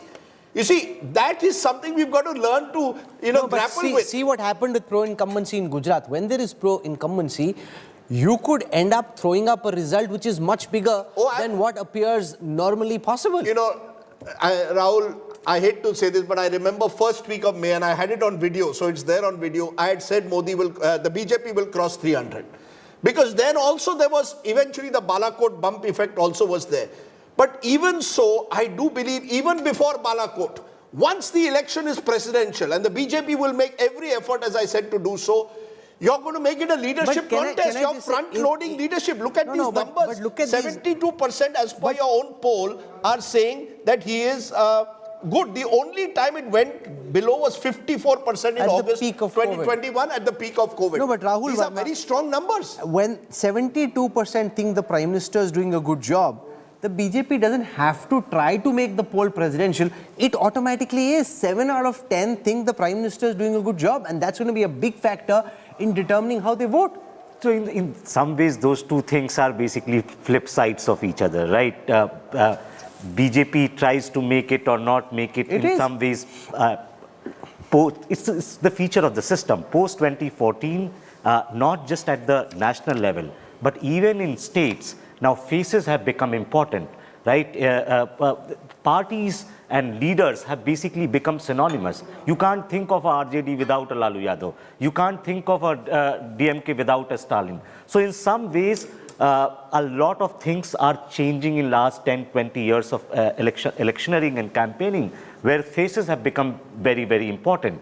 And that's why perhaps Yashwant was making this point earlier.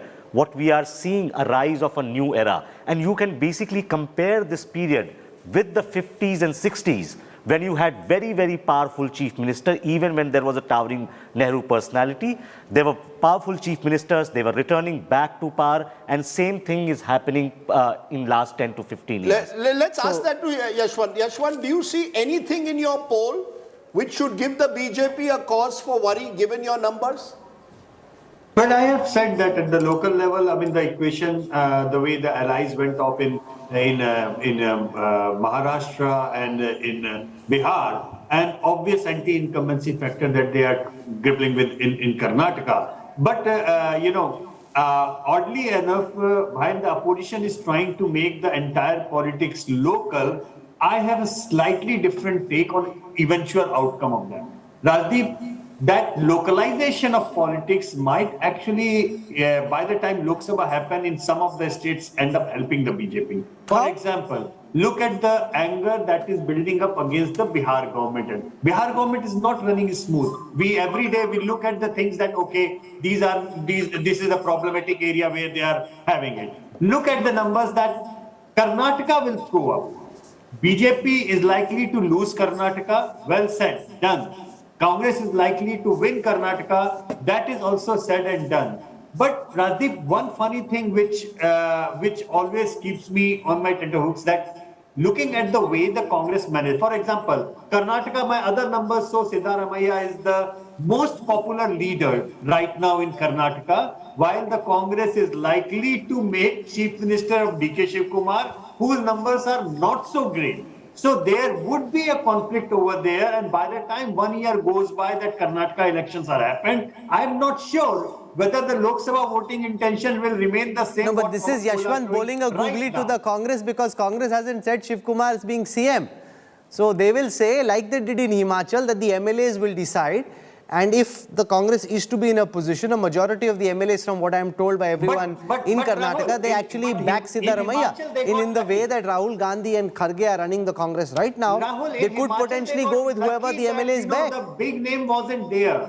But in case of Karnataka, there are two stalwarts at loggerheads.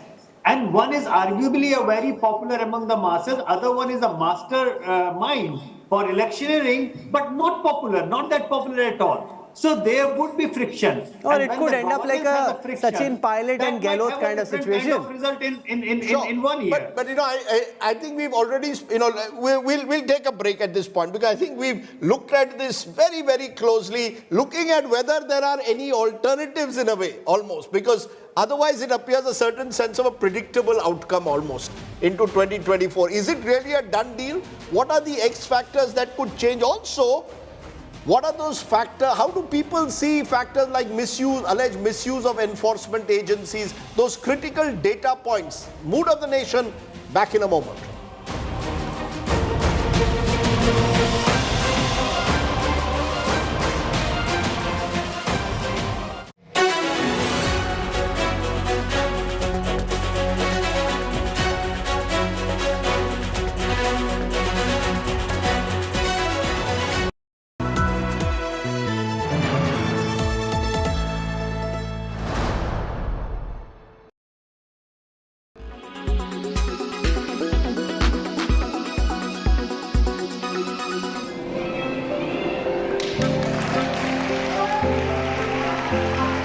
This 8-year-old differently abled student of a government school in UP has brought glory to his city, Bahraich.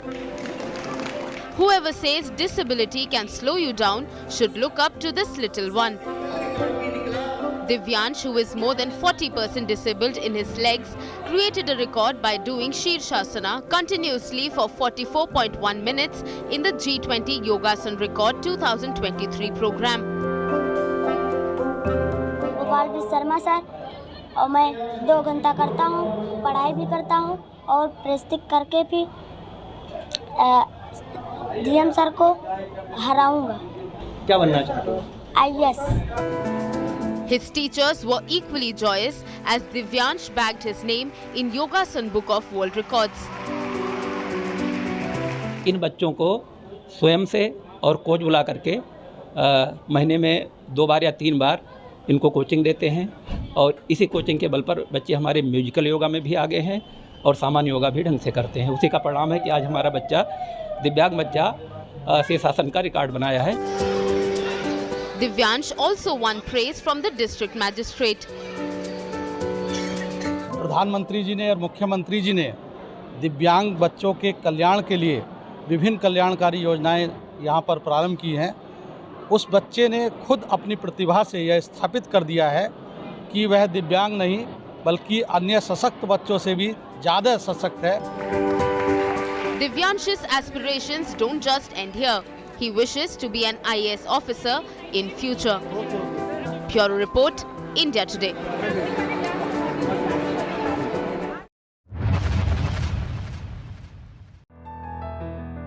It is often said when women are empowered, whole society benefits. A group of women working for Shiv Shakti Foundation in Resin town of Madhya Pradesh are proof of that. सर्वप्रथम तो हमारा जो संगठन है उसका नाम Shiv Shakti foundation है, जिसके माध्यम से हमारा एक ही मात्र उद्देश्य है समाज सेवा, जिसमें हमारे द्वारा नेकी की दीवार का कार्यक्रम स्टार्ट किया गया है। दूसरा आपका नर्मदा सफाई अभियान हमारे यहाँ प्रत्येक रविवार को आयोजित किया जाता है। The group works on multiple fronts. They donate clothes to school students so that they can fight the bitter cold wave. Shiv Shakti foundation के द्वारा मुझे मिला है, स्वेटर मिली है आज। तो मेरे पास स्वेटर नहीं थी, तो मैम ने मुझे स्वेटर दी है आज। मुझे नहीं, इन सब लोगों को दी है। They motivate other citizens to join social work. हम ये सोचते हैं कि अगर हमसे हो सके जितनी मदद हो पा रही है हम उतनी मदद करें और लोग इसमें सहयोग करें और सभी की मदद हो सके और सभी हमें सपोर्ट करें।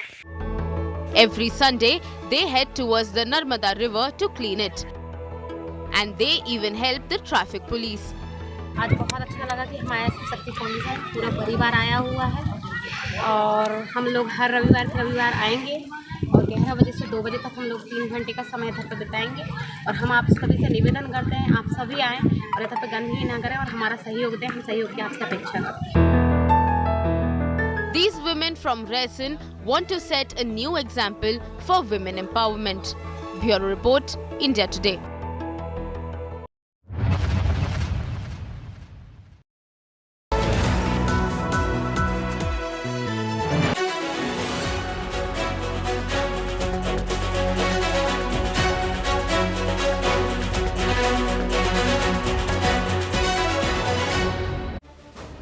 Welcome back to the Mood of the Nation, where clearly the big factor dominating this poll is Narendra Modi.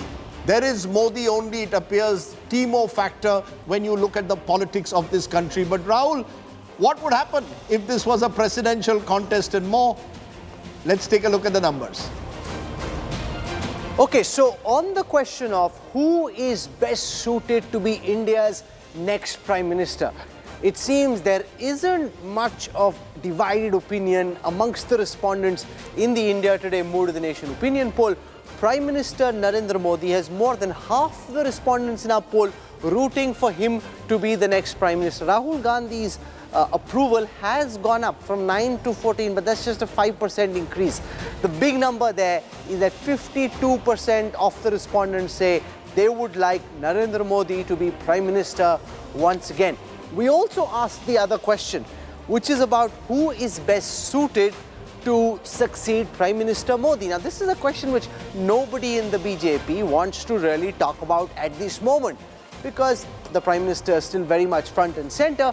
But when this question was posed, Home Minister Amit Shah comes out on top with 26% of the respondents wanting Amit Shah to be the next Prime Minister. Yogi Adityanath comes in at number 2 with 25% of the respondents voting Yogi Adityanath to be the next Prime Minister.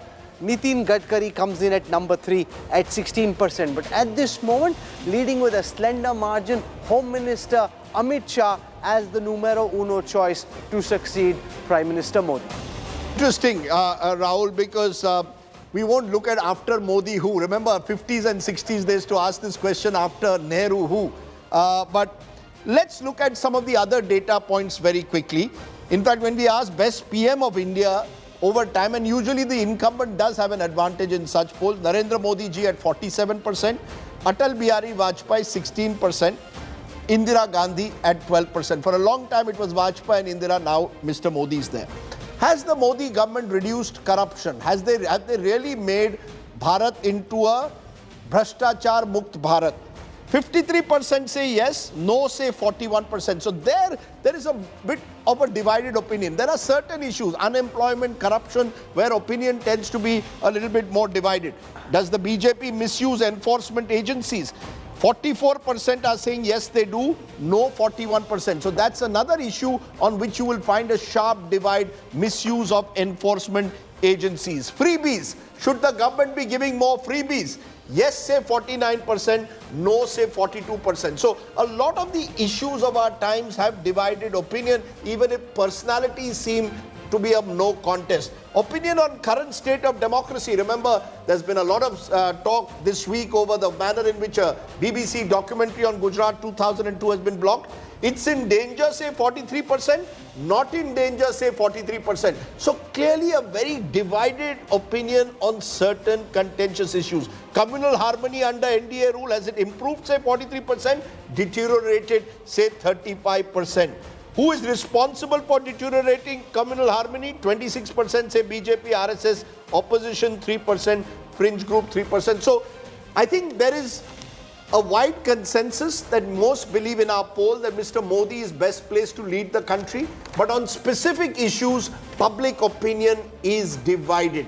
And that many believe, and Raj Chengappa has been putting that up, flagging that through the show, is something the BJP should be worried about. That on specific issues, they don't get the kind of enthusiastic response that they get when you ask who should be the Prime Minister of the country.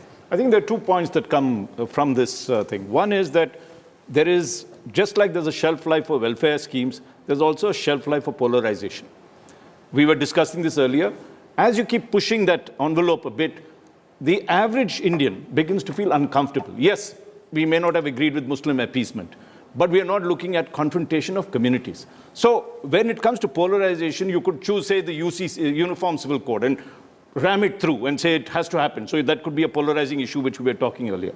And if you come to look at democracy, for example, and even Jammu and Kashmir, yes. you put it to vote, you could get a, if there's attacks and everything else, you could get a national issue that builds up. So there's enough for it. But I would advise, I mean, my suggestion, not even an advice, who am I to do this, is that the BJP must look ahead. Mr. Modi has got the capacity to do it.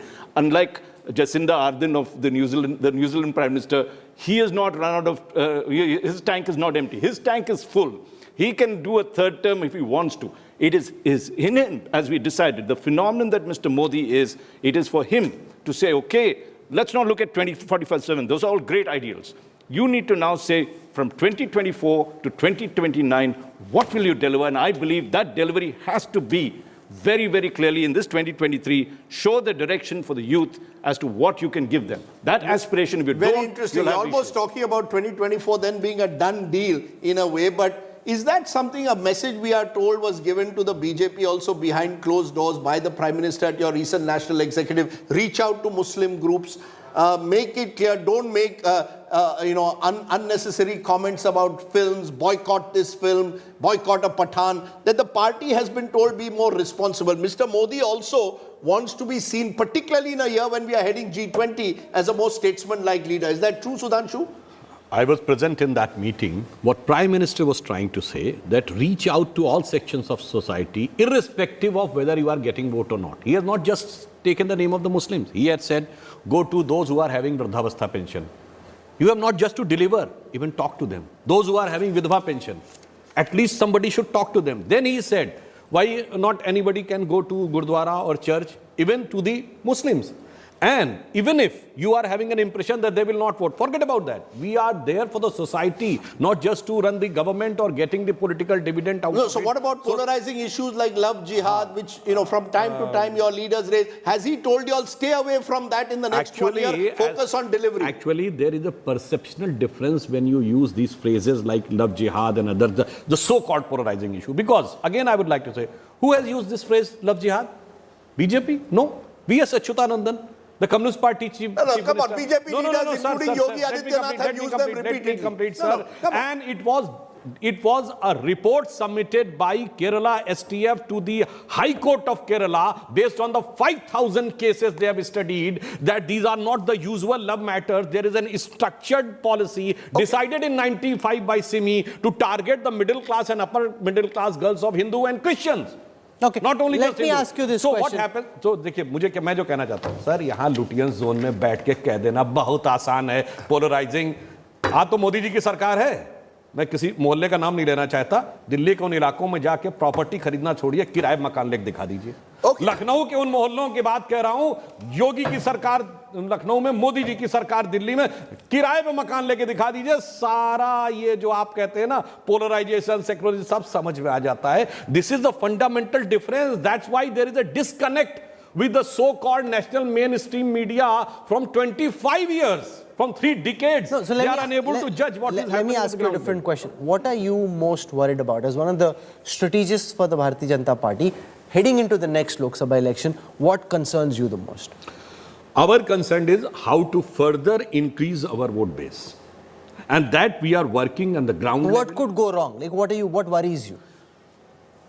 There is only worry is how to further enhance the vote and get a two-thirds majority. Like in Gujarat, what happened? So we'll talk outside the Like in Gujarat, what happened? People were talking about, we were saying 150 plus. And on that, we have delivered, we have given good governance, we have the popularity of Modi ji, and also work at the level of the booth and Panna Pramukh also. So from grassroots level to the towering personality of Modi ji, we are working at the several intermittent levels so that we are only worried. So you're worried, you're looking at... Sudhanshu didn't answer that question. I'll answer the question based on interactions with very senior BJP leaders on what worries them ahead of 2024. The perception amongst BJP Karyakartas that there is no fight and that they're winning. That worries the BJP a lot. They don't want anyone to believe that this is going to be a bumper harvest once again in 2024. They want workers on the ground to think pretty tight lalai or things aren't good, the Prime Minister is being targeted. That brings out hunger and aggression. I'll give you a story because Rohan Gupta should respond, but I'll give you a story on this. The same thing happened in 2012 in Gujarat with Amit Shah. Amit Shah found that there were no posters. I've mentioned this in my 2019 book. He found no posters of his rival candidate around.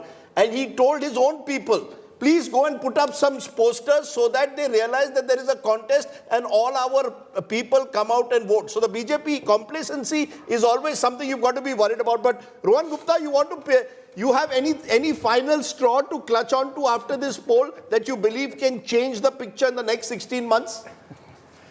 तब से बोलने का try कर रहा हूँ. Thanks for giving me time because otherwise मुझे लगा मैं प्रेक्षक हो गया हूँ और नहीं, अगली बार स्टूडियो आ जाइए.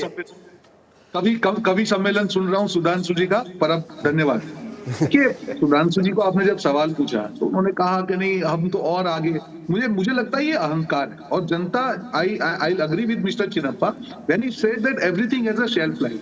The way communal disharmony, if you see the mood of the nation percentage, a lot of people are saying that BJP is spreading disharmony and they are getting political benefit out of it. The challenge in front of us, if we can convert this disharmony, the way Bharat Jodo Yatra has taken the real issues, if we can translate or percolate these issues on ground and convince people that at the end of the day, whether the world around you has changed or not, you should vote on that. I am sure this number will be different when the elections are there. This is our challenge. And let me again come back to Himachal, where they have a generally छोटा state होता है तो BJP की machinery इतनी ज्यादा होती थी कि आपको लगता है आराम से जीत जाएंगे.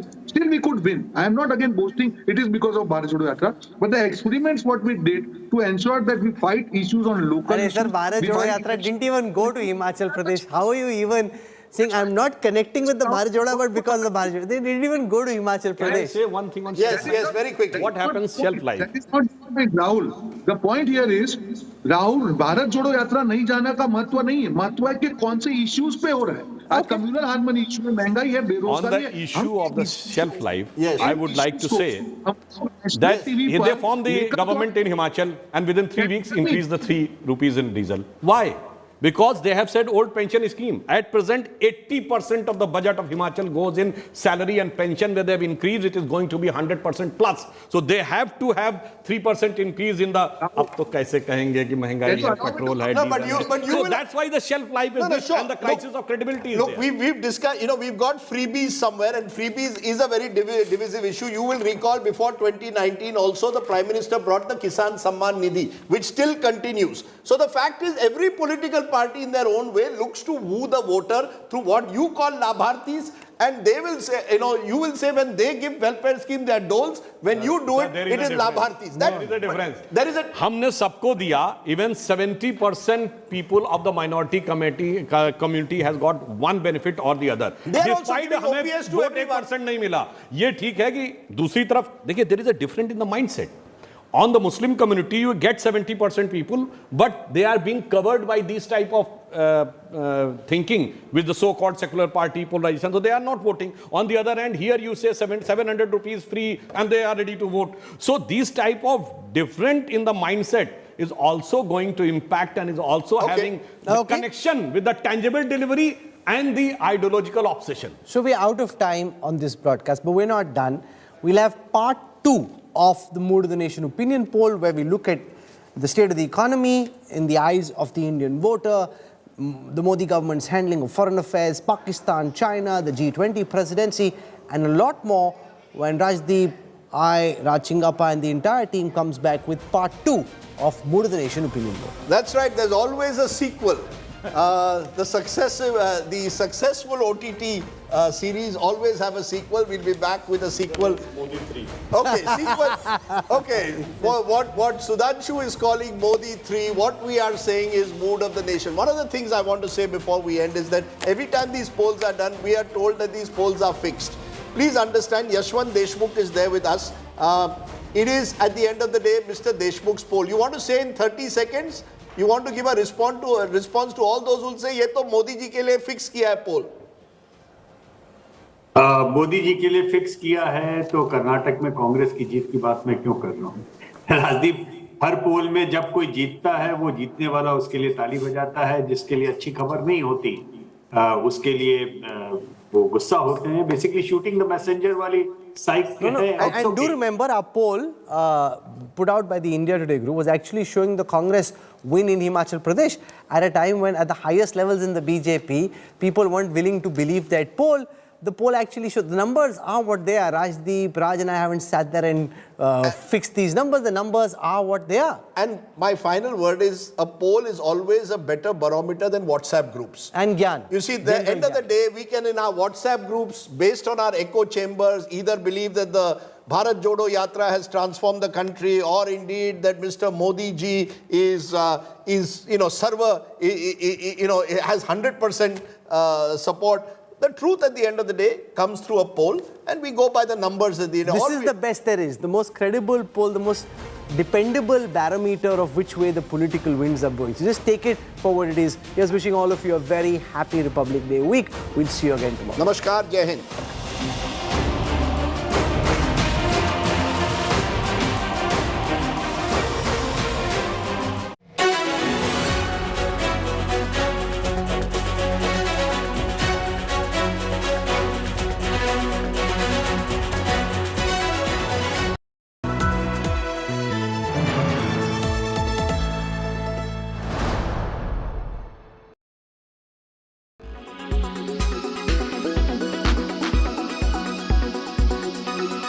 How do you see, Mr. Tharoor, the Modi government's response in blocking a documentary on YouTube and Twitter using emergency powers under the IT Act? You were standing committee chairperson on information technology.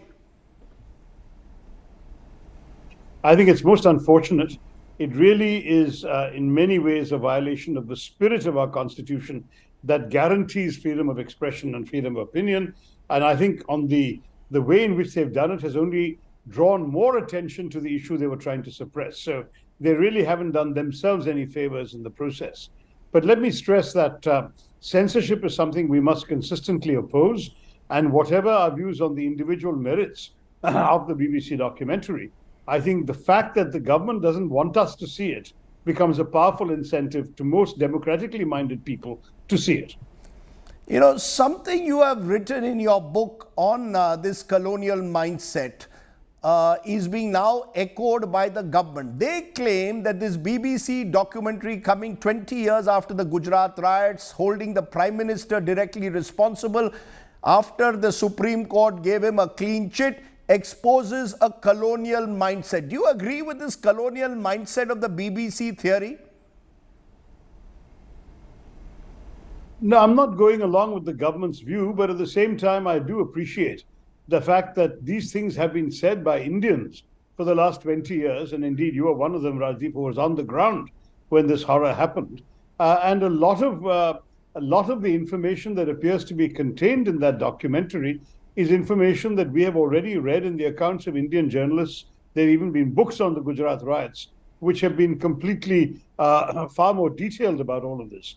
As I understand it, and I have to start off by confessing I haven't seen the documentary, as I understand it, basically a couple of diplomats went from the British High Commission in 2002 to investigate what happened in Gujarat, and they sent a report back to their own government. And that report, which was confidential or classified, has now fallen into the hands of the BBC 20 years later, and that's the story that they have announced.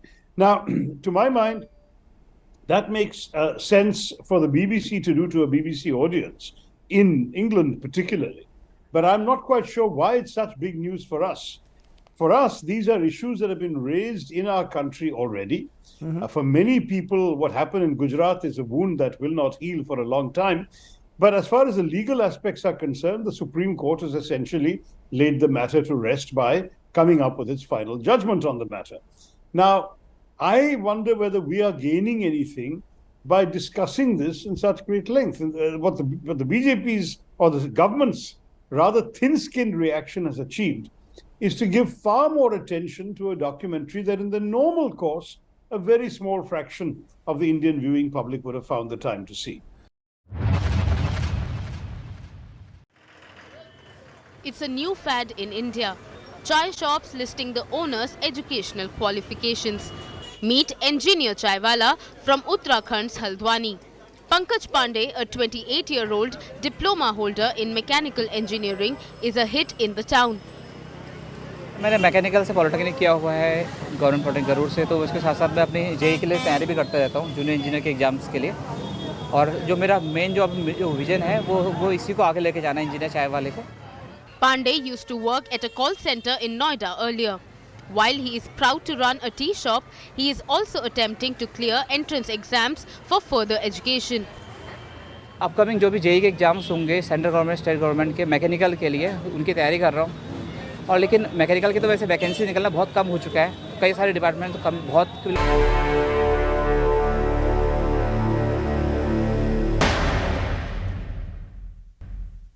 Andaman Nicobar के 21 द्वीपों का नामकरण हुआ है। इन 21 द्वीपों को अब परमवीर चक्र विजेताओं के नाम से जाना जाएगा। 21 islands of Andaman and Nicobar now have a name. Dedicated to bravest of the brave of India, these islands represent the valor of the men who died defending our borders. Commemorating the Parakram Divas, Prime Minister Narendra Modi gave a name to these unnamed islands via video conferencing. Recipient of the first Paramveer Chakra posthumously, Major Somnath Sharma had died in the line of duty in 1947, repulsing Pakistan raiders in Srinagar. Now he will forever be immortalized as Somnath Island in the Andamans. Among newly named islands are Shaitan Singh Island, named after the hero of the Rezangla 1962 battle, and Batra Island, in memory of the young officer who sacrificed his life during Kargil War in 1999, Captain Vikram Batra. The film industry, where many of these real-life heroes have been portrayed on the big screen, actors erupted in appreciation of this announcement by the Prime Minister. Veteran actor Anupam Kher was one of the first to share the full list and called it a fitting tribute to the warriors. Jain sir, Lieutenant Vikram Batra reporting sir. Actor Siddharth Malhotra, who played Captain Batra in Sher Shah, penned an emotional note. तू सारे नु मार cut के वापस आ जाएगा। कोई फिक्र न कर जानी, मैं तिरंगा लहरा कर आऊँ, नहीं तो उसमें लिपट के आऊँ, लेकिन आऊँगा जरूर। Saying the news left him with goosebumps. My heart swells with pride, he said, that I was fortunate to live his role on screen. असला तो हम लेकर जाएंगे ही, लेकिन साथ में काफी स्ट्रेचर्स भी लेकर चलना। इसका मतलब है साहब कि हम में से काफी लोग वापस लौट कर नहीं आएंगे। हम में से हर कोई लौट कर आएगा, चाहे वो किसी भी हालत में हो। ये मनोज पांडे का वादा है आप सबसे। Ajay Devgan mentioned Captain Manoj Kumar Pandey and added that such a step is assuring that the example of supreme sacrifice for the motherland he left us will continue to inspire generations to come. कोई रहे या न रहे, मैं अपनी धरती दुश्मनों के हाथ में छोड़कर नहीं जाऊंगा। His words found an echo with fellow actor Sunil Shetty, popular for his role in war film Border, praising the step by the government. Akshay Kumar joined in to say what a remarkable way to honor the Paramveer winners, saluting their bravery and sacrifice with the hashtag India Honors Paramveers. 126th birth anniversary of Netaji Subhash Chandra Bose is also now the day etched in history to remember and honor our brave soldiers forever.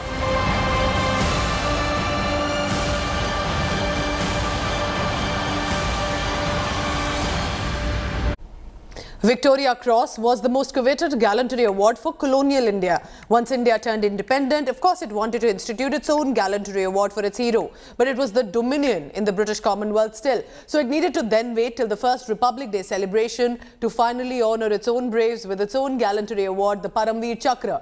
5 bravehearts of first India-Pakistan conflict were honoured with the Paramveer Chakra on 26 January 1950. It was just the beginning. India so far has honoured 21 bravehearts with the Paramveer.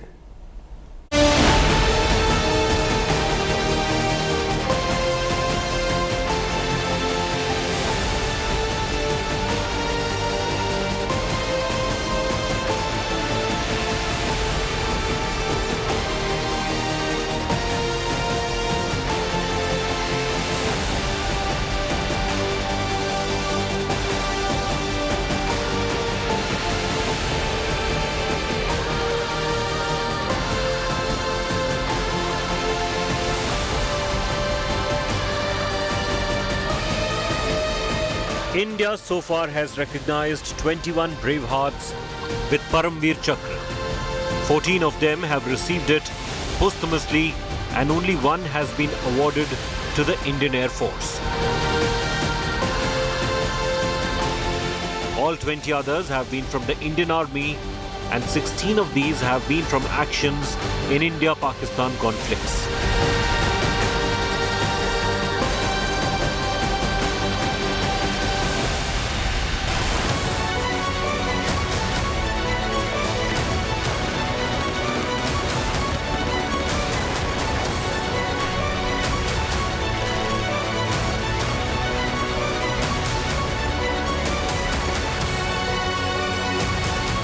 When India celebrated the first Republic Day on 26th of January 1950, 5 bravehearts of the Indian Army were honoured with Paramveer Chakra for their courageous defence of motherland in the first ever India-Pakistan conflict in Jammu Kashmir within months of independence. 3 of them received it posthumously and only 2 were able to live the moment of glory in person.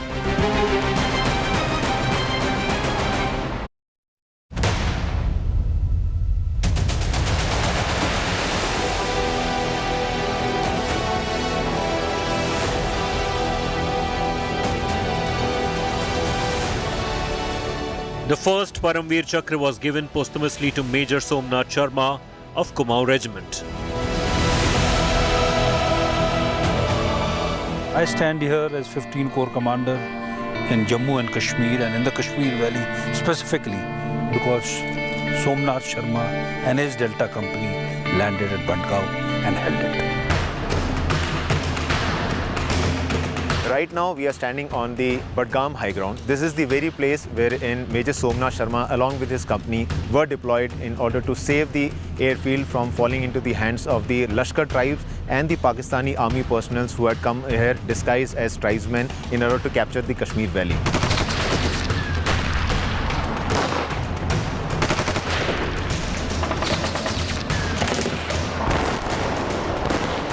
He was from a second generation of the Indian Army, had fought his battles in the Second World War and was so determined that despite having fractured his arm, he was ready to go to battle.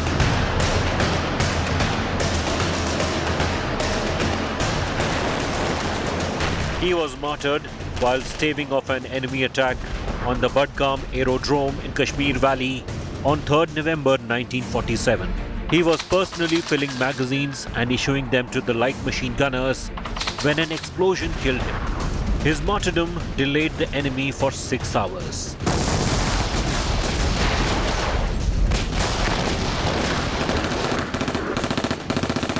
It's a beautiful story of leadership and leading from the front that Major Somnath Sharma showed that day, for which these soldiers were able to fight back these tribesmen for almost 7 to 8 hours till the time further reinforcement came approximately 1 kilometer from here to the location called Humama, wherein more army was pumped in, and finally we were able to stamp the movement of these tribesmen further ahead.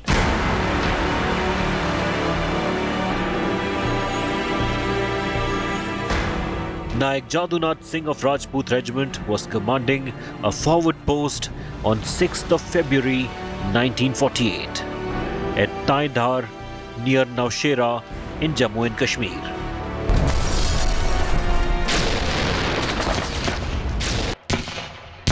When 3 consecutive attacks, they came on to his post and he held on to the post, losing 4 men in the first attack and getting wounded mortally himself also. Thereafter, he continued to beat back the attacks when good about they say 4,000 to 6,000 odd Lashkars had attacked his post.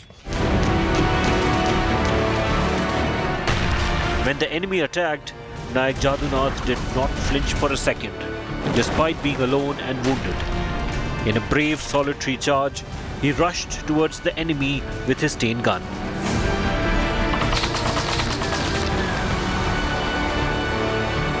He knew that the third wave will certainly capture his locality. Undoubtedly, he held his men, took a Bren's 10 gun and charged onto the assaulting tribals, killing several of them in this charge. Unfortunately, Naik Jadunath received a bullet in his head and attained martyrdom for his country, thus saving Naushera from the onslaught of the tribals.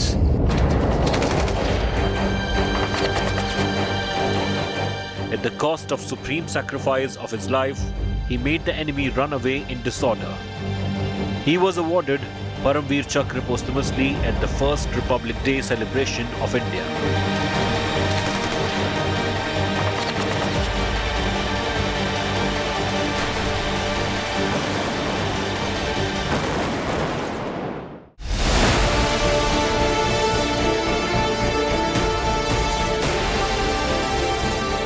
Two months later, on 8th of April 1948, Second Lieutenant Rama Raghoba Rane of Bombay Sepas was in charge of the mine and roadblock clearing party at mile 26 on Naushera-Rajouri Road in Jammu and Kashmir.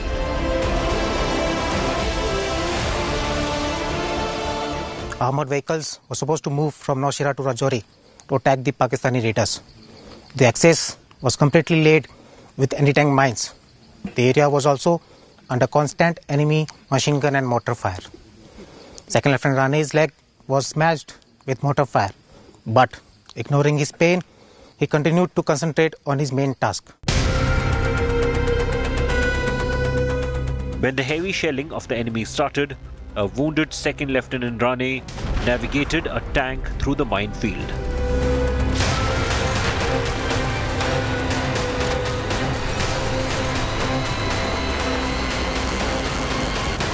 He was crawling beneath the tank and he was having two ropes on both the sides. He was pulling his right rope to indicate the tank to stop. Then he was crawling and he was neutralizing the anti-tank mines. And again, after neutralizing the mine, he was pulling the rope towards his left as indication to tank to resume. Hence, he cleared the way for the tank to move ahead.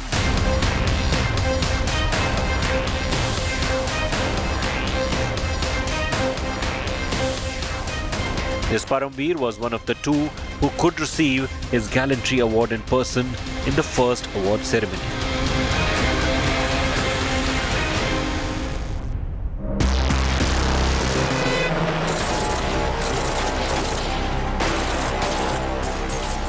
Three months later, on 18th of July, 1948, Company Havildar Major Piru Singh of 6th Rajputana Rifles braved heavy MMG fire and a volley of grenades to attack an enemy-occupied hill feature at Titwal in Jammu and Kashmir.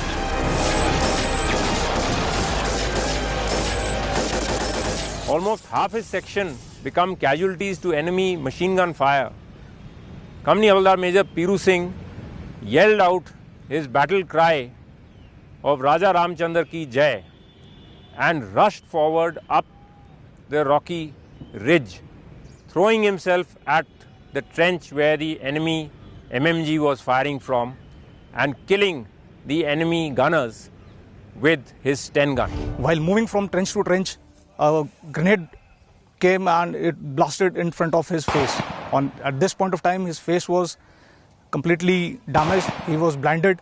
But before this, he made sure that he takes on the other two Pakistani soldiers who were there in that trench. He jumped onto them and he killed them both. And in the meantime, he threw one grenade into the neighboring trench in which another two Pakistani soldiers were present. This Paramveer was grievously injured, yet crawled forward with blood dripping from his face as he destroyed the enemy position before breathing his last.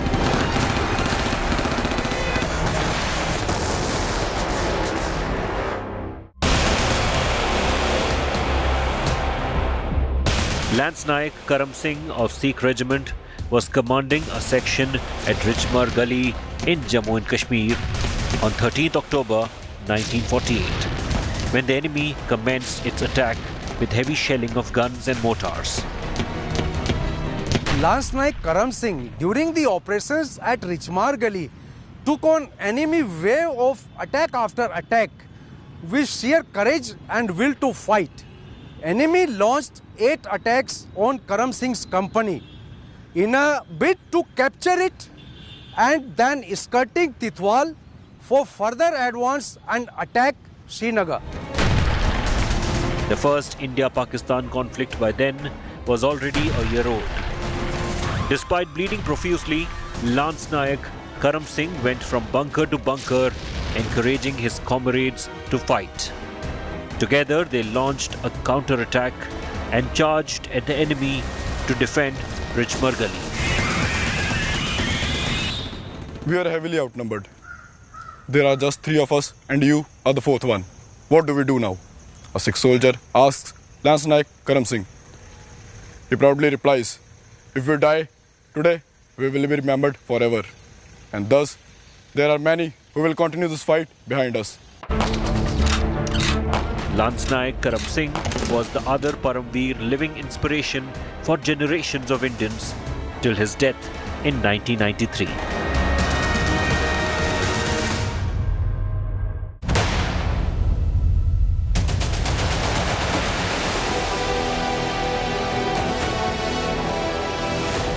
During the Congo crisis, Captain Gurbachan Singh Salaria was ordered to clear a roadblock established by Katangese troops in Katanga's Elizabethville on 5th of December 1961.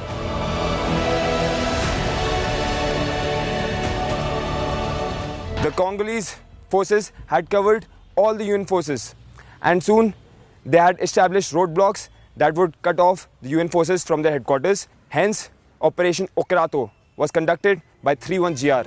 Whilst being deployed there in Congo, the Gendarmerie were coming on heavily upon the UN forces, and they had established a roadblock from a road leading from the refugee camp to the airport, and the airport was a vital lifeline for all the UN forces deployed in Congo. Captain Salaria's men charged the enemy with bayonets, kukris and hand grenades, killing 40 and destroying 2 enemy cars. Captain Salaria, despite being wounded in the neck, continued fighting till he succumbed to his injuries. His bold and courageous action completely demoralized the enemy, who fled despite their large numbers. Thereafter, when he proceeded to neutralize the enemy further, he received 2 gunshot wounds in his neck. But despite that, he refused to be evacuated, and without caring for his personal safety, he led the assault and destroyed more enemy. And this is the act which helped the entire battalion thereafter in clearing the roadblock.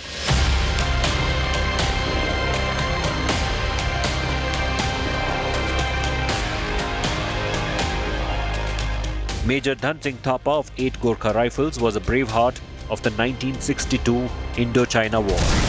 On 2nd of October 1962, Major Dhan Singh Thapa's post was attacked by Chinese troops through intense artillery and mortar bombardments.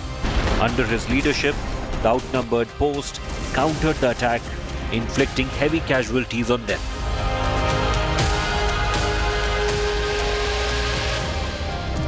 Soldier is in his bunker, in his trench, where he's safe. But his task of moving around, meeting everybody, motivating them, was putting his life at risk.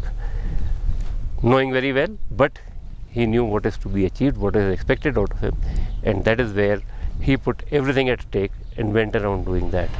If a man says he is not afraid to die, either he is lying or he is a Gorkha. This is one of the great motivation during Battle of Sijab. Battle of Sijab is the first battle in Chushul sector. Subedar Joginder Singh's platoon of 1 Sikh regiment repulsed 2 Chinese attacks in Bumla, Arunachal Pradesh on 23rd October 1962, causing heavy losses to the enemy.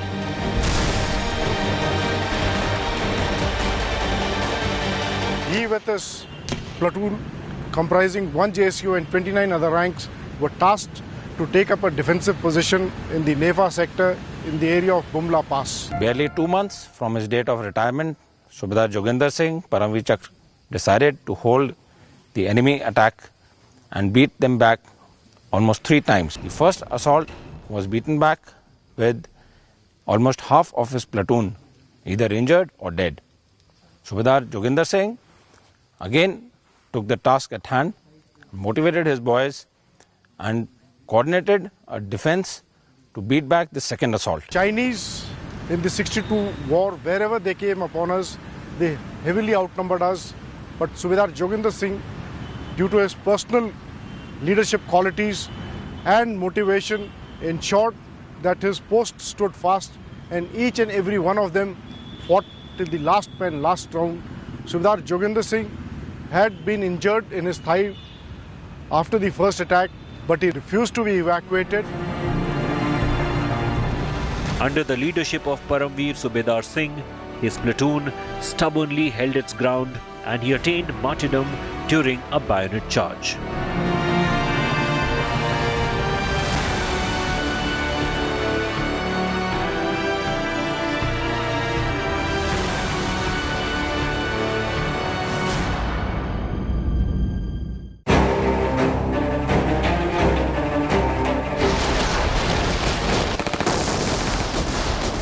Major Shaitan Singh was commanding a company of 13 Kumaon at Rizangla in Jammu and Kashmir at a height of about 17,000 feet on 18th of November 1962.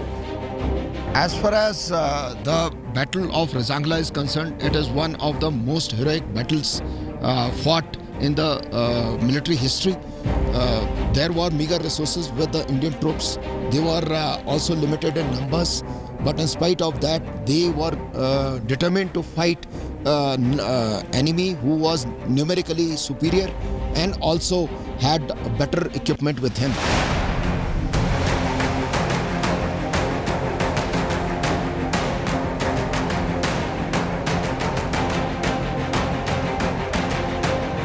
When the Chinese troops attacked Major Shaitan Singh, despite being grievously wounded, he continued to encourage and lead his men, who inflicted heavy casualties on the enemy.